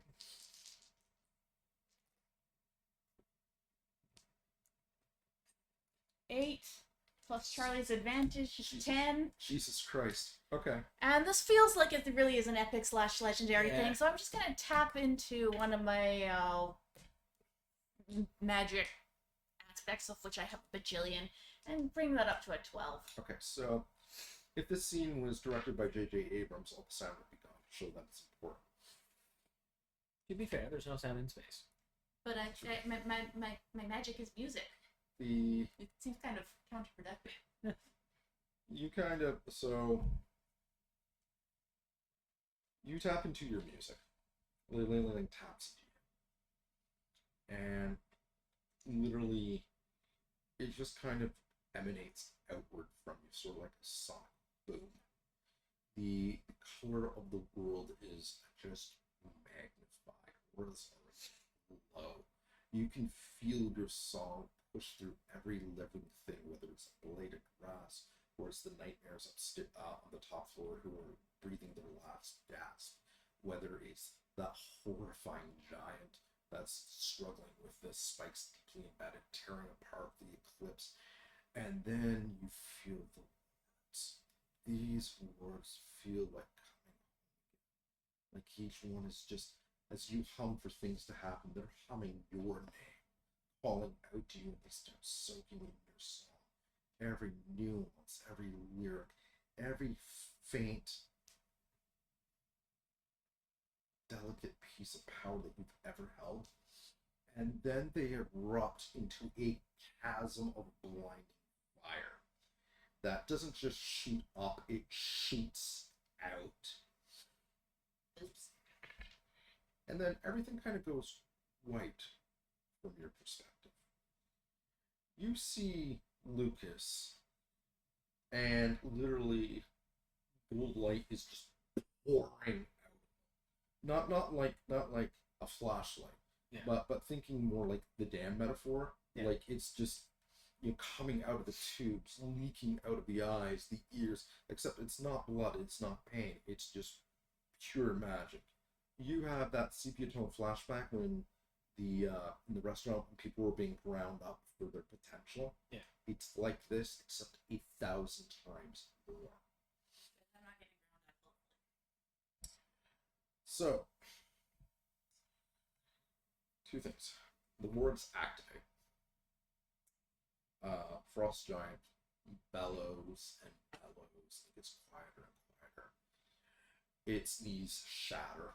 It falls over backwards. You can feel the impact reverberate throughout the ground down at the level you're at. It arches and twists its back. It screams and reaches towards the sky. It turns to effectively stone. You think? Stone. Maybe. Stone. Stone. Fine. The words not only activate killing that, you see this discordant song being heard from the very land where that member of the Lunar Council walked where the dust mixed in with the toxins exploded. Not only is the giant gone, that whole territory that is basically Eclipse territory has just purified itself. You had no idea the amount of infection and pain that had been forced into that allowed it to get there. That is gone. When you guys if you guys get out to see this, you'll be able to just the crowbar has been effectively destroyed. You've got the corpse of an ice giant, but effectively any nightmare in this area will have an advantage. I'll have to design it. So they'll feel healthier. They'll feel stronger. They'll feel more in tune. They'll feel more fayish, which could be good or bad. You notice that your concussion has kind of subsided a bit. That's nice. Like you're actually feeling your bones are starting to knit. The headache is starting to go away. So you can knock down the concussion to a minor, not a minor, moderate. It is a minor. It is a Then moderate. then it's a minor now. Well, there's already a minor. Then get rid of the minor. Okay. So you're tapped into the ley line, and it is flowing through you, making song, protecting the eclipse. It does not sound very healthy for me. It's not. It's real. You need to make a notice roll. 3. So you're noticing something. When you're looking at Lucas, you're seeing this going on. You take a glance back out, tapestries, portals, doorways. You get it. But as you do, you notice something. There is a 4th chair throne slowly appearing beside the other 3, made out of papers and words. It's kind of at the point of the 4 legs. It is slowly crafting itself from the ground out. That entity is extending itself around it. But you take a look at Lucas and his chair. You see the bottom of his chair starting to disappear along with his feet, which is appearing in the throne room beside everybody else. You need to make a will roll. Stop taking my dice. You know what?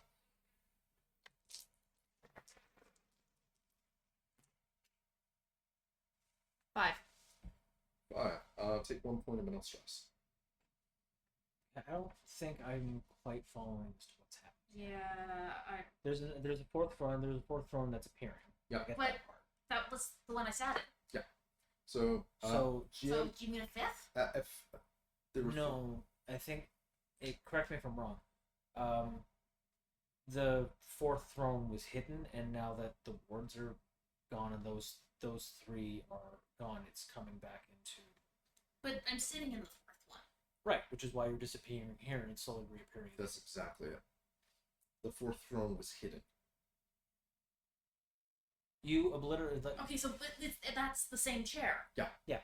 Okay. You're effectively being moved from. You're being shunted from whatever the hell the pocket dimension that the tapestry was in, the tapestry throne was in, and brought back to effectively the real world. Sure, that's a good thing. Did you want to stay inside the world? You're No, but I'm not sure that I'll survive however it's shifting. that filter of that chair was put into a Fey realm in order to contain everything. That chair that you're sitting on, along with you, is being pulled out of the Fey realm and put permanently into the mortal realm. This doesn't clarify anything. So, effectively, this is what it comes down to. Being able to clarify very simply. You've succeeded. Okay. Wards are up. Frost Giant's dead. That's great. You've revealed the fourth chair, the one that is the actual filter. Yeah.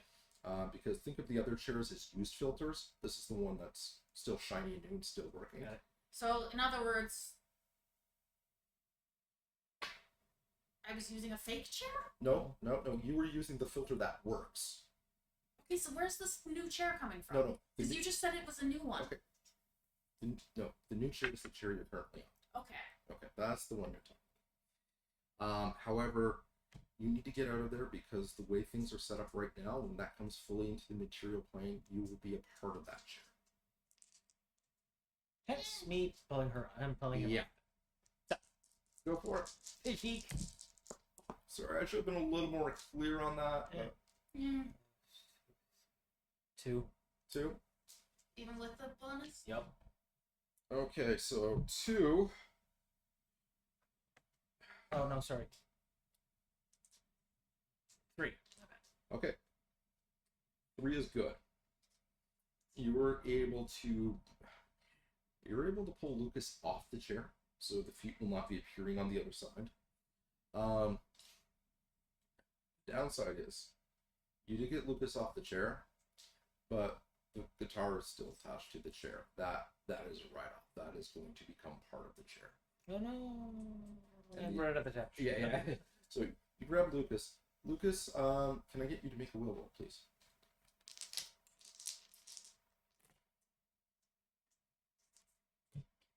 Four. Okay. So,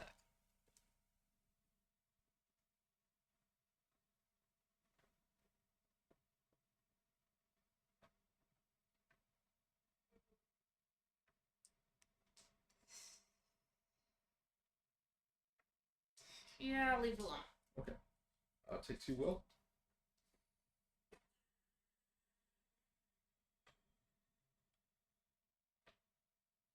Wait, I should have another boss, shouldn't I?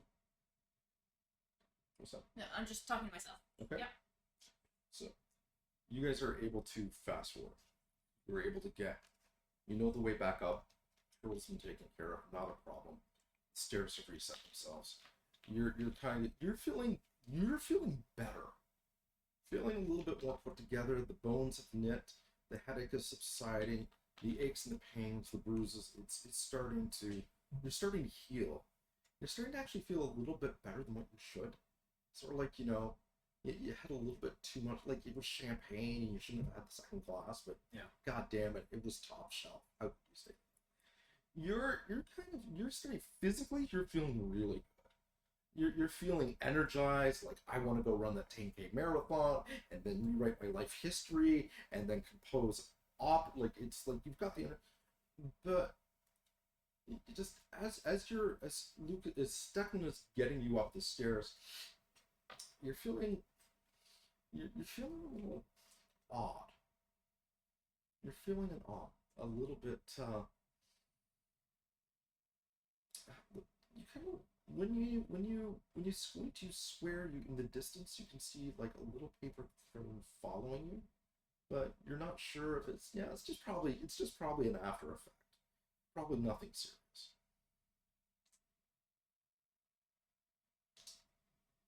Why is Tabitha following me? You're not sure yet. Tabitha, why are you following me? Hey, sweetie. And you don't see Tabitha, but you hear Lucas kind of, babbling about Tabitha, and Tabitha is just, looking around. It's like, well, I couldn't stay there anymore. You're the last real vestige of, you see the little paper. Since you're the last real vestige of, power from that realm, it seemed like a good idea to follow you around and see what happens. Flips over. To be honest, your story is kind of interesting. I'm really invested in the ending. You think there's any plot twists coming up? I can't wait to find out what happens next. I would like no more. Is there any quite a sexual tension between you and this Declan character, or are you just friends, who like to banter back and forth? What's going to happen to Raven and the band? Are you guys planning on going on to bigger things, or is it just a thing for the court? How do you feel about the other band? Are you really worried about this? I have so many questions. Tabitha, please stop talking. Okay. Folds back up into a paper crane. Yeah, you need a drink. I don't think a drink's gonna solve this. Also, the bar's broken. You get up there. The eclipse has been just shattered. It has been shattered. The roof has been torn to shreds. The foundations has been taken out of its foundations. And to make it even more surreal, when the frost giant went down, whatever it didn't destroy, it kind of crushed the rest underneath. They're able to kind of come through a side entrance. There's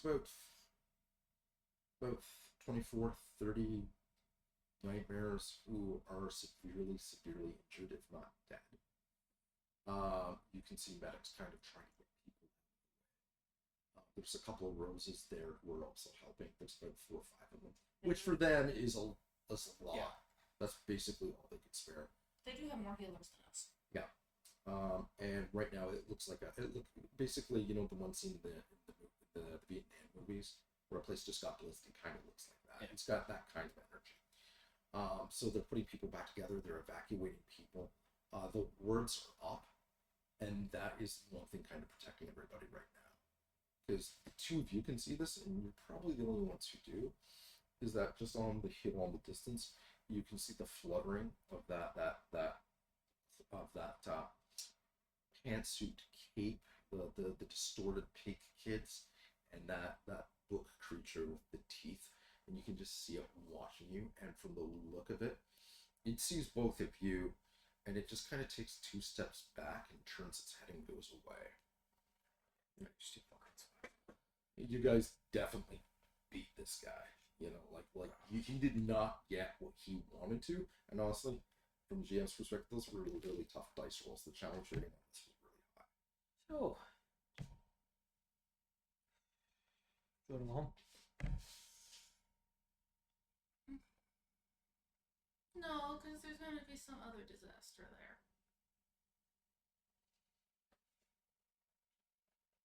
I'm actually going to call up the band to make sure everyone's, alive, functional, Okay. not dead.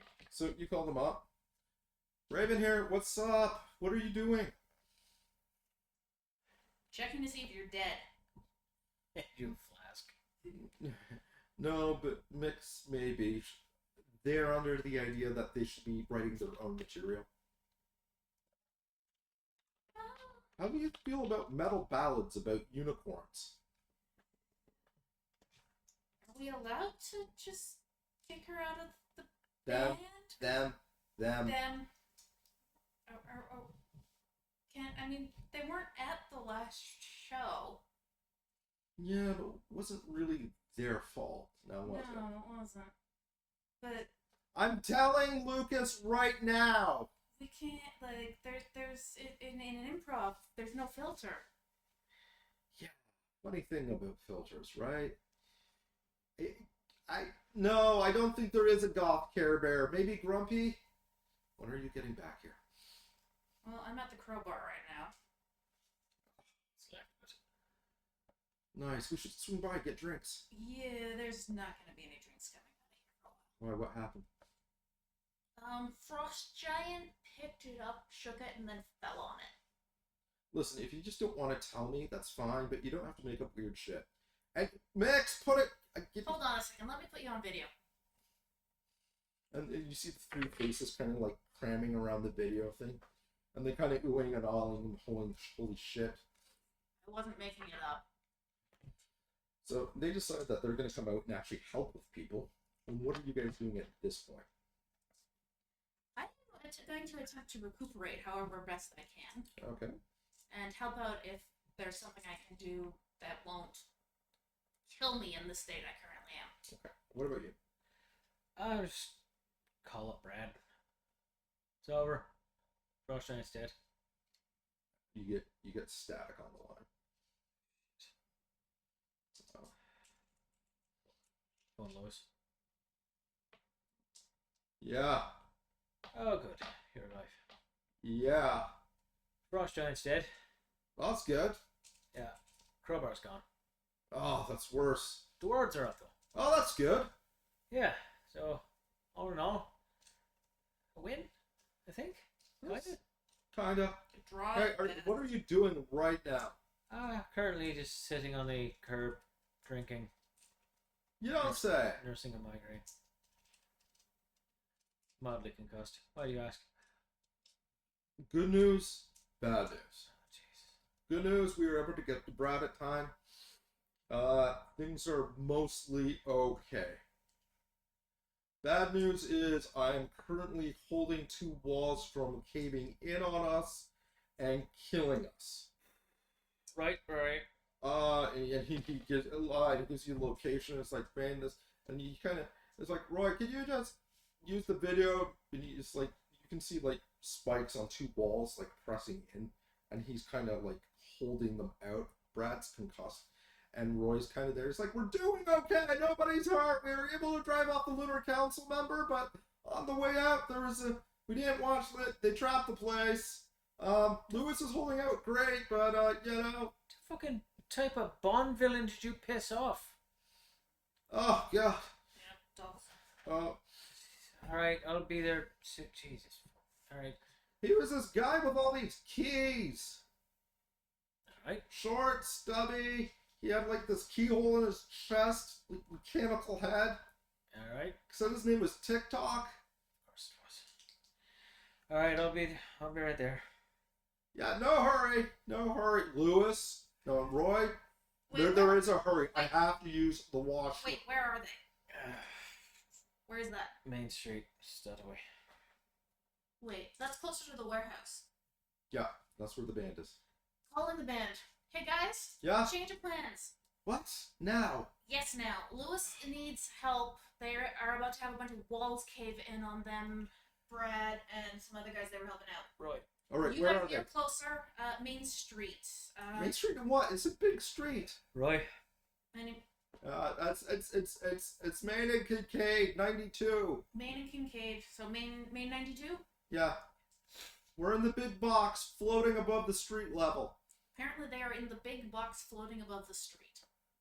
And I'm like, yeah, holy shit, I can see it from here. Great, you know where they are. Fuck did they? Hey Max, take a look at this. Yeah, I know. No, I never saw those. What's a Hellraiser movie? We'll figure it out. What could go wrong? Please don't open anything with that phrase ever. So, fast forward. Where are you guys heading at after this?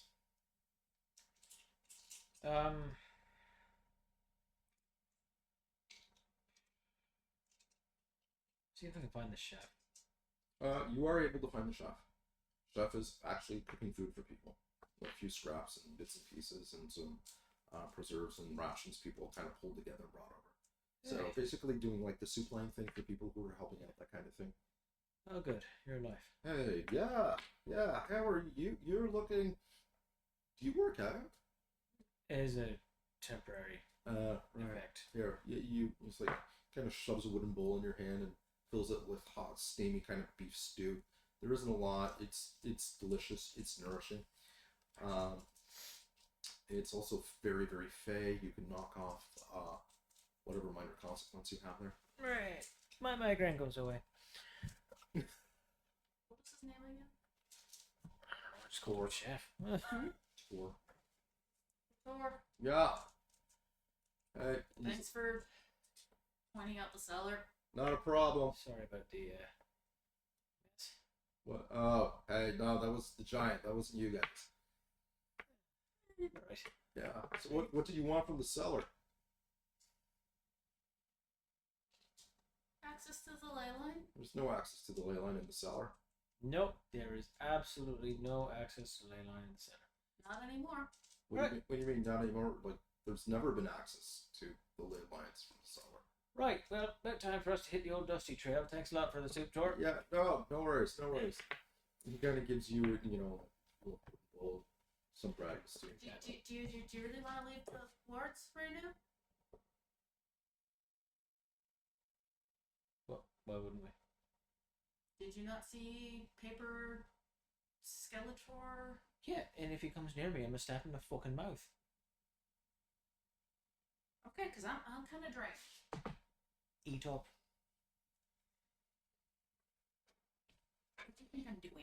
And I'm just looking at the soup. Yes, because you're talking. So you clearly are eating it.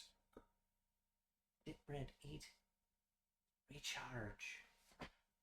Oh shit, hang on. What? Go to the music store. Raglav! There's no one here! Hey, buddy. There's no one here! It's alright. It's over. It's gone now. Everything's fine. I'm just kind of following. Make a notice roll. The fuck? 4. You hear a shotgun being cocked. Step away from the door. Shotgun blast goes off wide that way. You have a feeling he's never fired a gun in his life. Put the gun down before you hurt yourself. I can't. There's a monster outside. Not anymore. It's dead.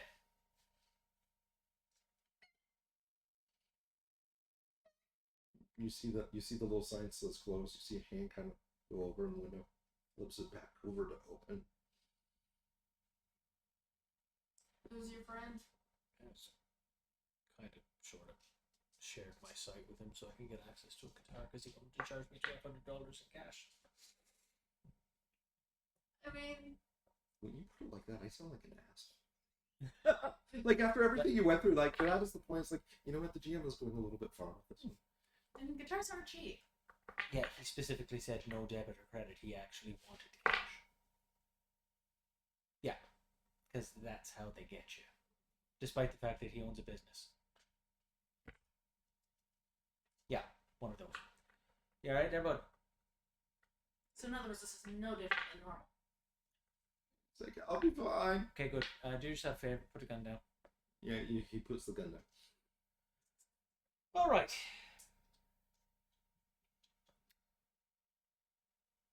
Oh, Babs is faring better than we are. Oh, you know, you should call Maggie.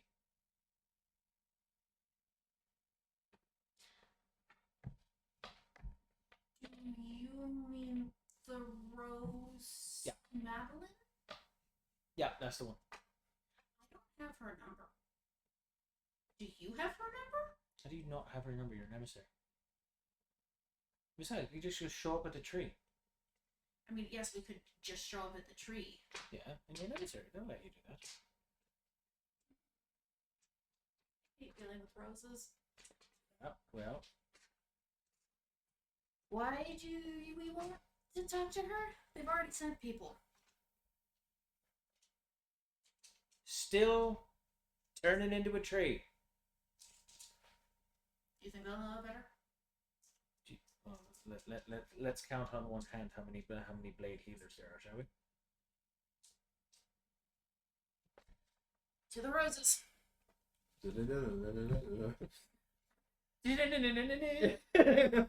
Meanwhile, Oh, also a quick text to group text to the band, and we still need to find the aims that went missing in my building. hi, it's Mix. Who is Super this? What do you mean, who's this? I mean, you could be anybody. You might not be the real Lucas. Say something only Lucas would say without using the letter E. Can I see that from us? No, Declan, you can't have my phone. You're going to break it. It's got so many E's in it. Mix? Mm-hmm. Knock it off. No, fine, it's you. What do you want? Just a reminder that we have to try and figure out where the aims are so we can, pay for our equipment. Then that creepy monstrosity of a guitar you wanted. Okay, you want me to go over and check your place? No, I'm saying we should scout that out soon. Yeah, we probably should. A little bit of problem though. Mm-hmm. I think Raven would probably be better the one to talk to about it though. I'll let her explain. I'll put you on video, okay? Put some video. There's this floating box above the street level. Hey Raven! It's Lucas! Have you guys still not dealt with it? He wants to talk to you. No. Mix, did you tell Lucas that we're stuck in here? With Lewis and Roy and Brad? Seriously? Oh my god. We're making a detour. Can't Zed do something frost gianty and break the box? And that's when it mixes like they're slurping like a frappuccino from Starbucks. And it's why are you just watching? I tried because they said stand here and don't do anything stupid. So I got a frappuccino. It's delicious. There. Raymond, do you guys want drinks? Max, shut the fuck up and get us over here. I'm gonna take that as a maybe. Max, just a question. Mm. Let's just take it. Exactly what is it you're good at, like pay wise? Like what's your deal? Oh, my deal? Yeah, Like my magic sure. Yeah, je ne sais quoi, yeah. which is Spanish for... It's French actually. Wait, what? Yeah. Is it? Yeah. Really? Get to the point. Oh, okay. I'm good in a fight. Cool. I'm really good in a fight. I seem to remember you saying you were a precious performer. Yeah. So are you not good at that? Well, funny thing is, I took like 3 years of ballet. Yeah. And I was really, really good at it. And my mentor really liked it. And kind of tweaked a few things. And let's just say dance fight has a whole new meaning when I'm around. All right then. So we know what you're doing on the improv stage. So Yeah, check out this.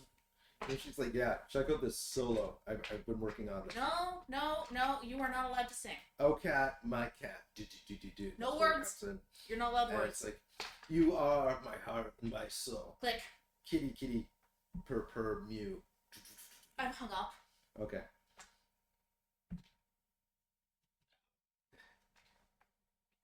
Very much. Ow. You eventually arrive to the big floating box. It's 20 feet by 20 feet, slowly rotating about 10 feet above the street level. Everyone seems to be ignoring it. Mix is sitting on the roof of a car beside it, and she is reciting her slam poetry to the poor people trapped inside. Mix? Hmm? Aren't they being tortured enough? No.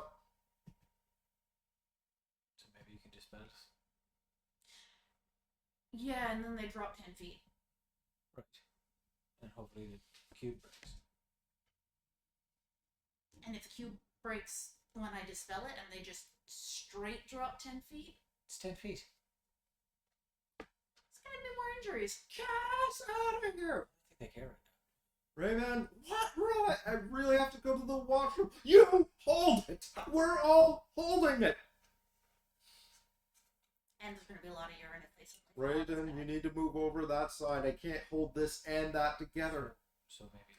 I'm moving, Lewis. Oh, god damn it. It's more difficult than just breaking things.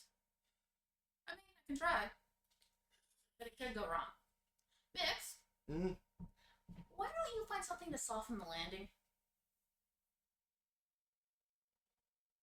Okay.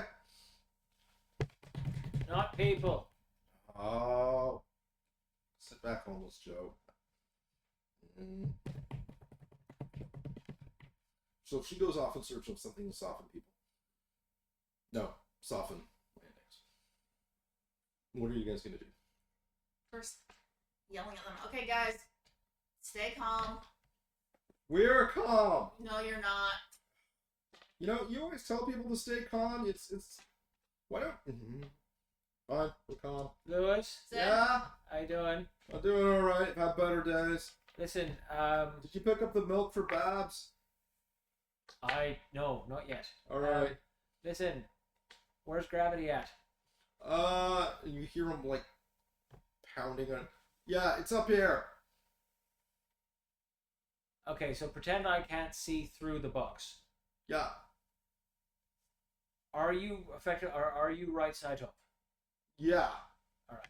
So your hair is hanging down. Yeah. All right. So that means your feet are.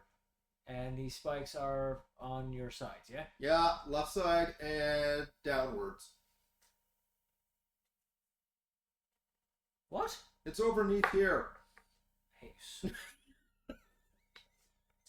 It doesn't make any sense. If your spikes coming in from the side and there's spikes on the bottom, how are the spikes on the side supposed to move? That's a very interesting question. See, I like the diagonals in that. So tempered Turn and around. articulated.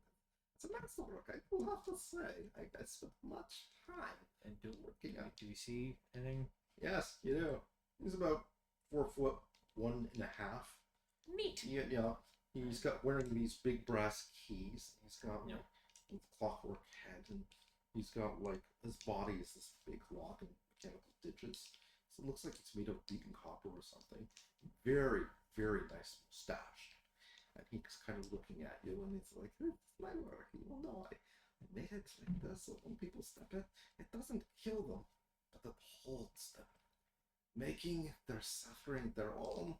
Because they're in there with themselves and their friends. And I don't know if you've ever been stuck in an elevator with people you don't know. You can only do it so long before you crack. And that's when the real vengeance comes out. Right. So would you mind letting him out then? Oh, I can't do that. That's the whole point of a trap, is to trap things. Right. Take the spear out. You'll see. You see, my traps are very specific. Only the right key. And I have all the keys. Oh, where do the keys go? I don't see a keyhole though. I do. Stab him in the keyhole. Jesus Christ, you figured it out. Hank. Okay. So 4? Yes. No. That works. I was trying to trick him into Nope. killing us. Irish. That works. And you got it with the raise. So Twist. you see like little mechanical levers and springs kind of shink shink shink shink shink shink shink shink. The head kind of turns to you, and it just kind of like, and then you hear the sound of like tumblers falling into place as the door kind of slowly pulls itself apart in cubes and kind of descends to street level. And they're tired, and their hair is all, like Lewis's hair is like an afro at this point. It's like all over the place. You know, Roy is just like upside down, and he, like, for a changeling, he looks like he came in 5th place in a 4-person shuffle fight. You know, everyone is haggard, and they smell, and like they're ragged, and like the odor coming off of them. Like for you, it was an hour. For them, it feels more like 13.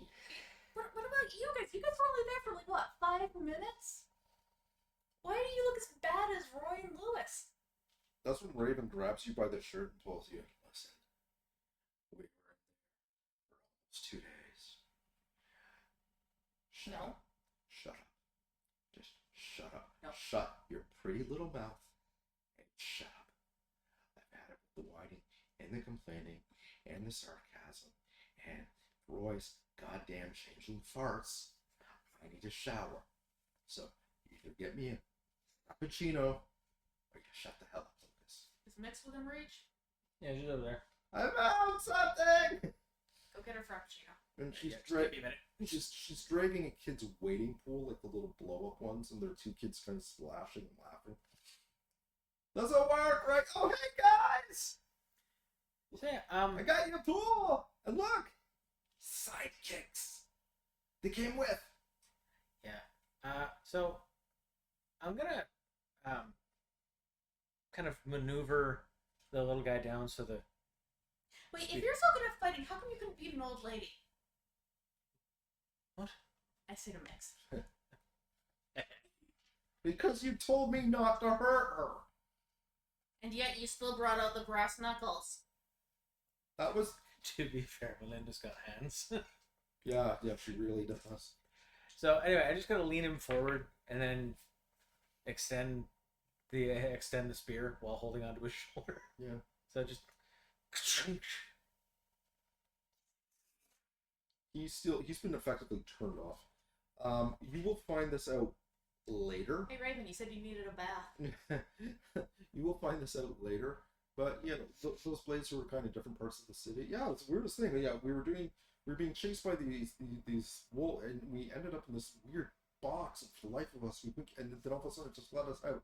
Yeah, no, we were kind of like walking a thing, and this bear thing with the teeth kind of surrounded us and started spinning. We thought we were fucked, and it just came apart. It was the weirdest thing. Did the similar medallions that I got from the other one? Which one specifically? Yeah, The yeah, clock guy. yes, it does. However, he's metal. It's a medallion. You're gonna have to like, it won't just pull off of him. It's actually like Welded. Yeah, I'll just give it to you at this point. I'm still kind of jacked right now, so I'm just like, I'm literally using my spirit as a candle. You have that one scene where Roy is like, Got it. Declan, and that's when Lewis is just let him have this. Got it. And you do. You've got the one off of TikTok, who is effectively the traps master of the Lunar Council. And is now missing torso. Yeah, you effectively Coin.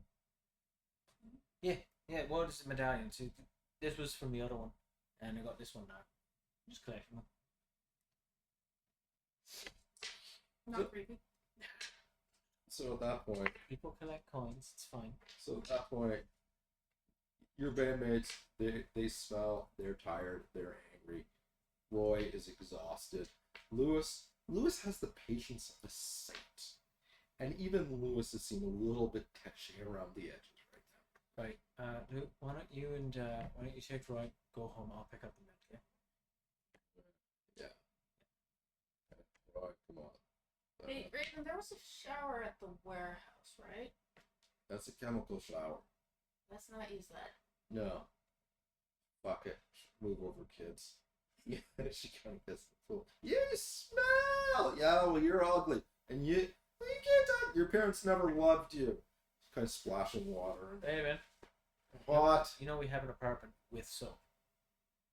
I don't. Let's And go coffee. to the. Let's go. Ooh, I care. I'm getting it. See you later. That's a little woodsy. No, I mean, I thought some of the stench has been wiped off. Yeah, we really came in for them, didn't we? Guess you're not invited. Totally. Besides the very least, we can check in on the wee lad in the basement, see if he's found the eggs. You know, if he finds them, we're gonna owe him. It's called rent. We're not the landlord. We're the supers, and he's kind of constructed something in the basement without our permission, without the landlord's permission. So we can let that slide a little bit, or we just stop at the liquor store and get him a couple of bottles. Those are And good this options, works. actually. Yeah. Actually, we're still crashing on my couch. You two desperately need a shower. But There's a couple of empty apartments. shit, there is no out there. I mean, yeah, now that he's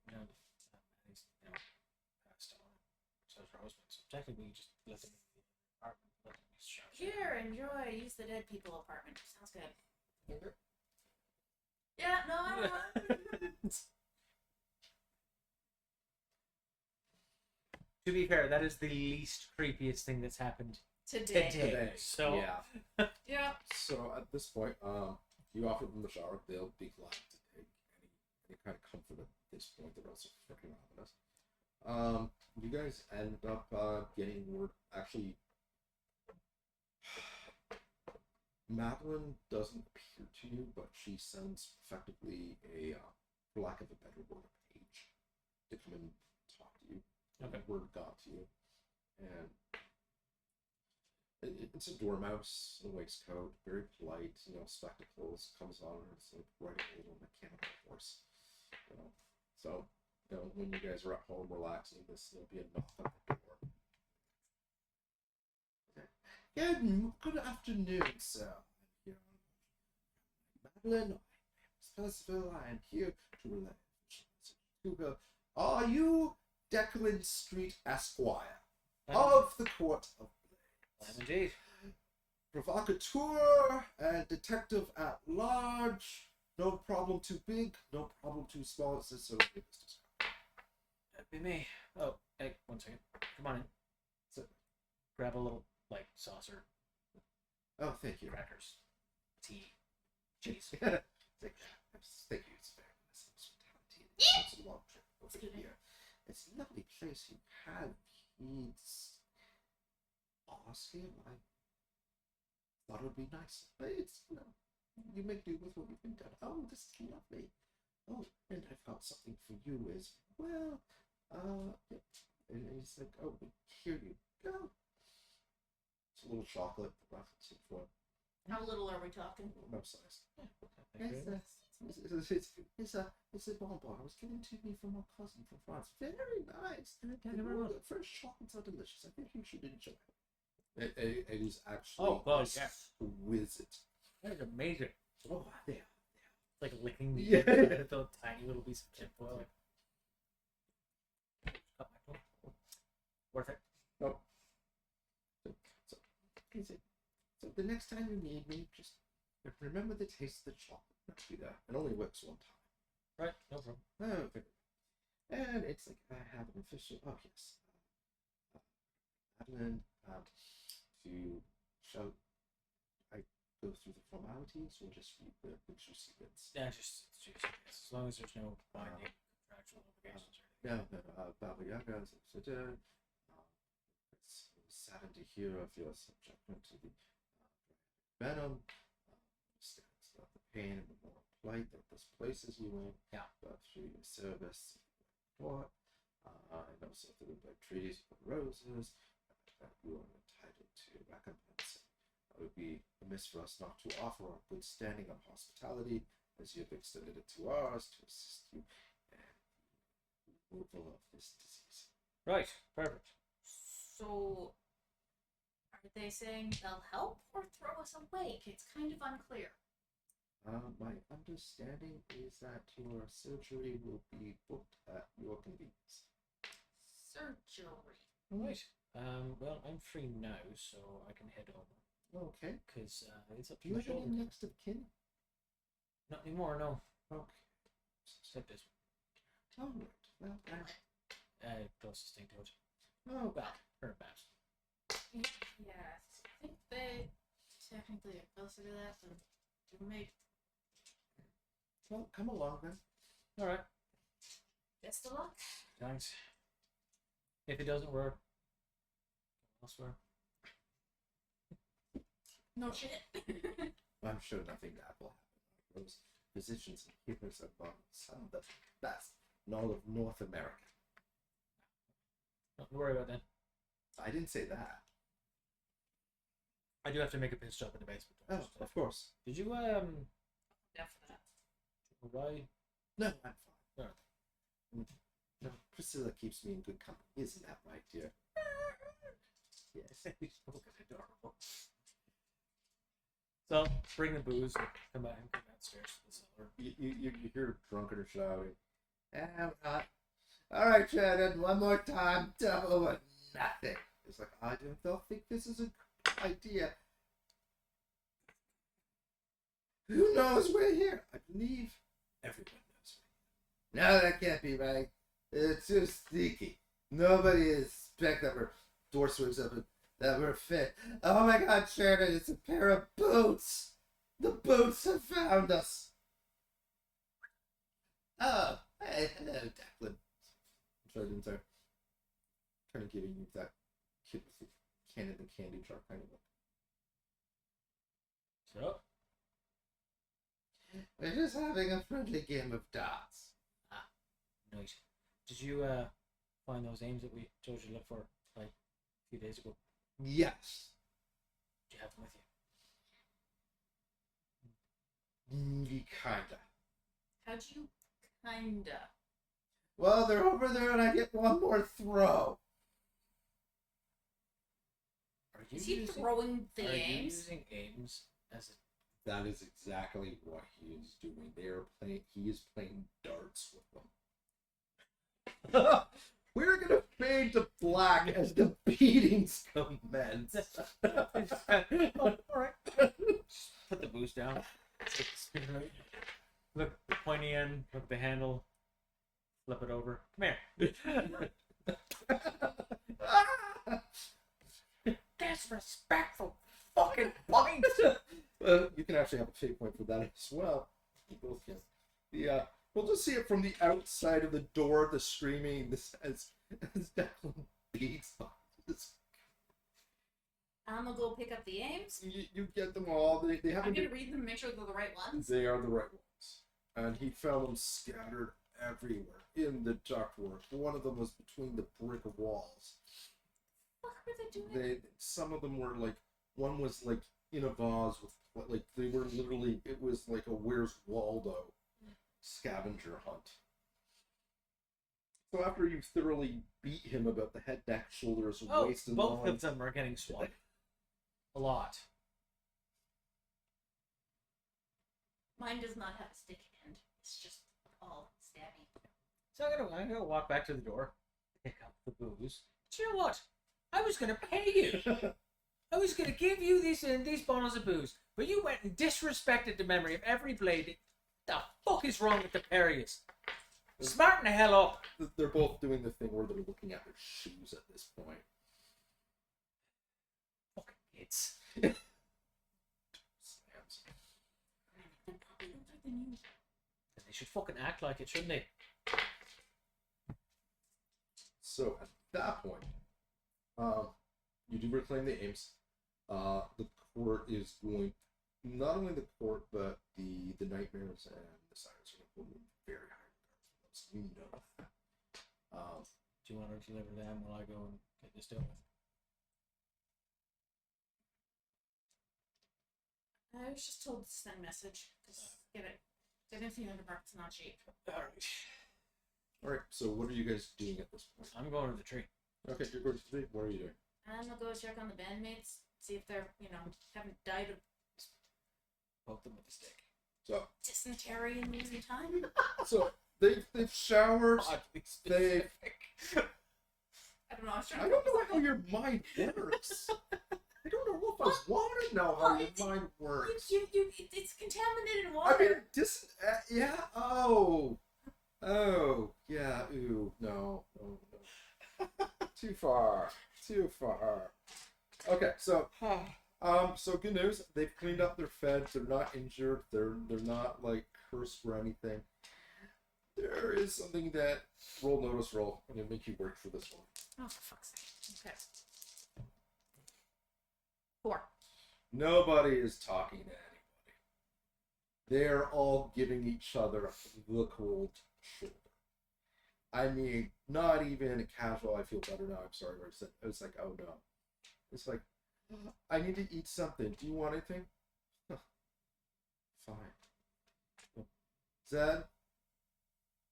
Like, no one is talking together. No, they're not being banned. It's like the siblings. Okay, so I'm gonna go and ask Parrot Dude what he's got made.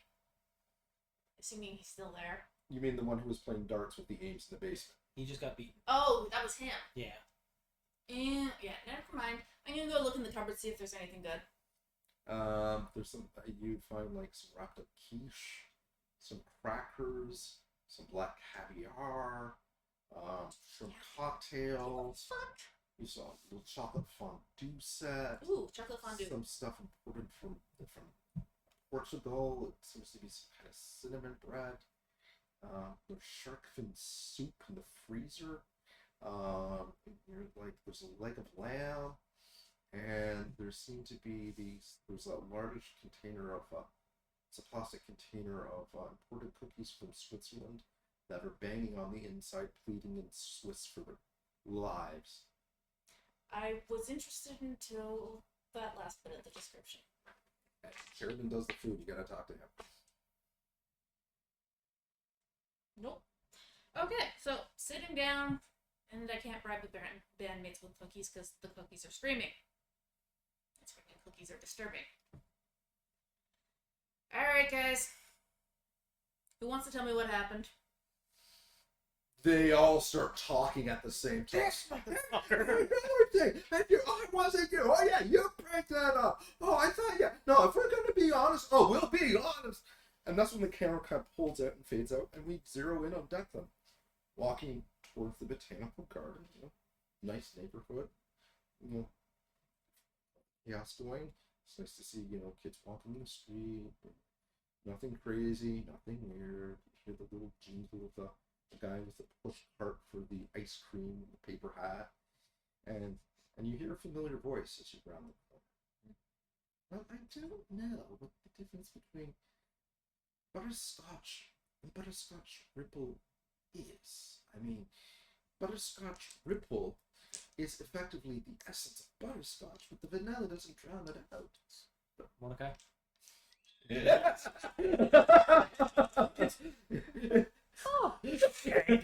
Oh, Well, here's the thing. You go around the corner, and the guy's like, "Buddy, it's just butterscotch." Oh, I beg to differ. He kind of turns, sees you, like, "Oh dear, I think my appetite for ice cream has suddenly ran away." Ah, Declan, just a moment. There's something I need to discuss. Starts running. Yeah. Give him a chase. And that's where the game ends for now. So, Mordecai runs like an English professor whose best years are well behind him. So, he's kind of so running. you can just slowly saunter up. Jason Voorhees, my way, just casually walk at my own leisure. Stop for a cup of coffee. Running away from me, but stopping for streetlights. Alright. That's exactly what.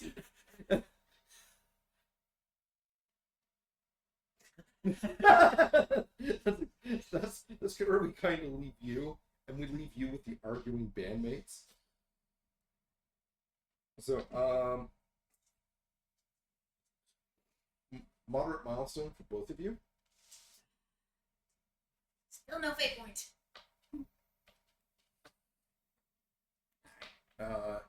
To date, you have stopped TikTok. You have driven away Book, which is the name of the one fae who you encountered with all the writing. You have stopped. You've escaped Mags, and you've also killed the. Who was the other one? Council member? No, we killed the assassins Yeah. and the hedgehog. Correct. Assassins and the hedgehog. So, you are dealing with fighting bandmates.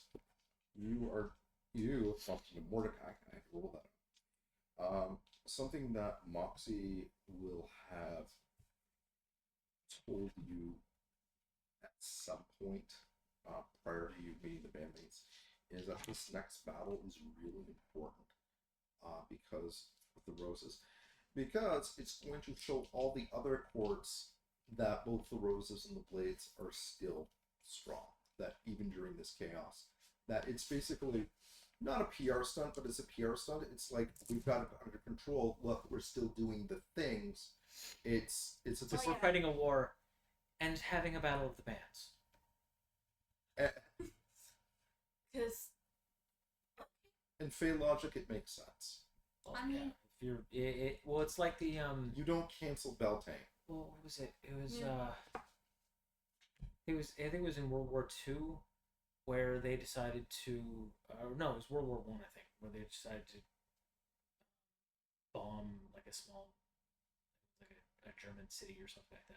There was a bombing of a city, and they kept peppering it with bombs, because they wanted to completely demoralize its people. Mhm. And in actuality, it just brought them together as a community. So they acted like it was a fucking holiday every time the bombing happened, because they would just kind of go into their bunkers, bombing would happen, and then when it would come out, people would come out, like the women and children would be in the streets playing instruments, music, dancing. The elderly would be there having a good time, while the men were like clearing rubble, that sort of stuff. And it was just like hooray! It's like, we just bombed you. We don't care. Yeah, it's the same kind of thing. Mhm. It's the same kind of thing. So that's kind of where we're at. You've got moderates. You're dealing. So Moxie has basically told you this is important, not just for us, but for both courts. oh goody, no pressure. None. And he will also tell you if it's important to us, you can make sure that the Lunar Council will try and do something to stop it. That said, you were in a foot race with Mordecai. That's okay. I can't run. Yeah, there's that. He's a schemer and a planner and very good at what he does. He is not a physical dude. That's like in Red. It was like the movie Red 2, where they're going after the guy that's referred to as the Frog, and they're like, "Do you call him that because he's French?" Like, no, he poisoned the water supply of the Kremlin with the the mucus from the back of poisoned tree frogs. He just effectively made everyone ridiculously ill. Literally walked in, grabbed all of the secrets, and left. And they were just like beating him. It was like, we're gonna do this, we're gonna flay you alive, like that. And he's like, no, you're gonna do what you want. And this woman was like, you're so brave. Just have something to live for. She just plants one on him, and he's just like, you will help. They end up getting the information that way. This guy's just not a physical person. Oh well. He's still gonna get stabbed. What? Oh yeah. Well, at least once. Oh, that's such a strange. I Yeah. literally had a whole encounter with TikTok planned out. And I'm just You said like, there was a key on his chest. Yeah, I I have a did. spear. Like, I didn't think you would actually figure out that quick. Oh, I had already thought as one of the options. Found one. Twist and everything get kill switch cross. No, well done, guys. Good job. Bad news is the clips got destroyed. Good news is you got the wards back up. So Right. Ooh, we're protecting a bomb site. you also know where. Yeah, so you've actually overall like your actions are keeping both the blades and also the roses in the game, because had the book guy with the frost giant destroyed the bar and tapped into the ley line, there'd be a whole lot of other problems going on right now. Yep. But you effectively preemptively struck and cut them off from that. So good job. So I'm gonna say this. Make sure I get the milestone before next game, because if I don't, I'll be very angry. Got it. What happens with the middle milestone? We get to rearrange aspects except for the high concept, and I believe we get a skill point. One skill point? Yeah. Alright. Oh. And also, just to re-emphasize, your characters already know this, but I will reiterate it for the players. Mordecai is really important to the Lunar Council. Like, he is. So when we stab and killify him, and by we I mean Charlie's character, Declan. Yeah. Just like, stakes are very high with this guy. Mhm. Think of it as you're not getting Al Capone per se, you're getting Al Capone's bookkeeper. Yeah. That's effectively it. And everything Al Capone went to try and get him back. Yeah. That's kind of what you're into. But no, good job. Good job, everybody. I hope you like the traps. I hope you like the characters. And Yeah. yeah. And I also, it's good to play Mox again. I missed him. All right. Contacts or lore? Or physique? I would say for you, for lore, because Declan doesn't have lore. Your athletics is really solid right now. Yeah, well, but that's physique's not. I know. It gives you more, but I mean, it's a tough call. Like, I think lore and you would be a good combination. I really do. Contacts is also one I've tapped into a few times. Yeah. I mean, Declan's got 1 dot of contacts. You've got 1 dot of contacts. Boosting that's not a bad thing. Lore could be very useful. Actually, knowing what the He fuck doesn't there. have lore. You've got 1 dot. Yeah. And it might actually help a hell of a lot of times in this game you could have used lore. Fair enough. Alright. Lore it is. There you go. There's my upgrade. Alright, so lore 2. Lore 2. Alright, I just need. Can you pass me the Sharpie over there with the drawer? No! Harley's. It's not a Sharpie. Harley's. Big difference. Okay. Perfect. Mm-hmm. Well, that was a good game. You guys did really, really well. Sorry about the confusion with the shares earlier. I thought it was clear. Made more sense in my own head. I did write it out, but no, you bounced back from that. Yep. You're also totally mixing up Thanklius's honor guard. Yeah, but honestly, that was I couldn't find my notebook that had my previous Who's Who in it. It got moved when we were cleaning. Anyway, I think we're still streaming, so Yes, we are. we should end that. Should we? Yeah, because I got a mouse to kill. All right. Well, thanks for watching, for and watching, see you everybody. next week. Absolutely. Cheers.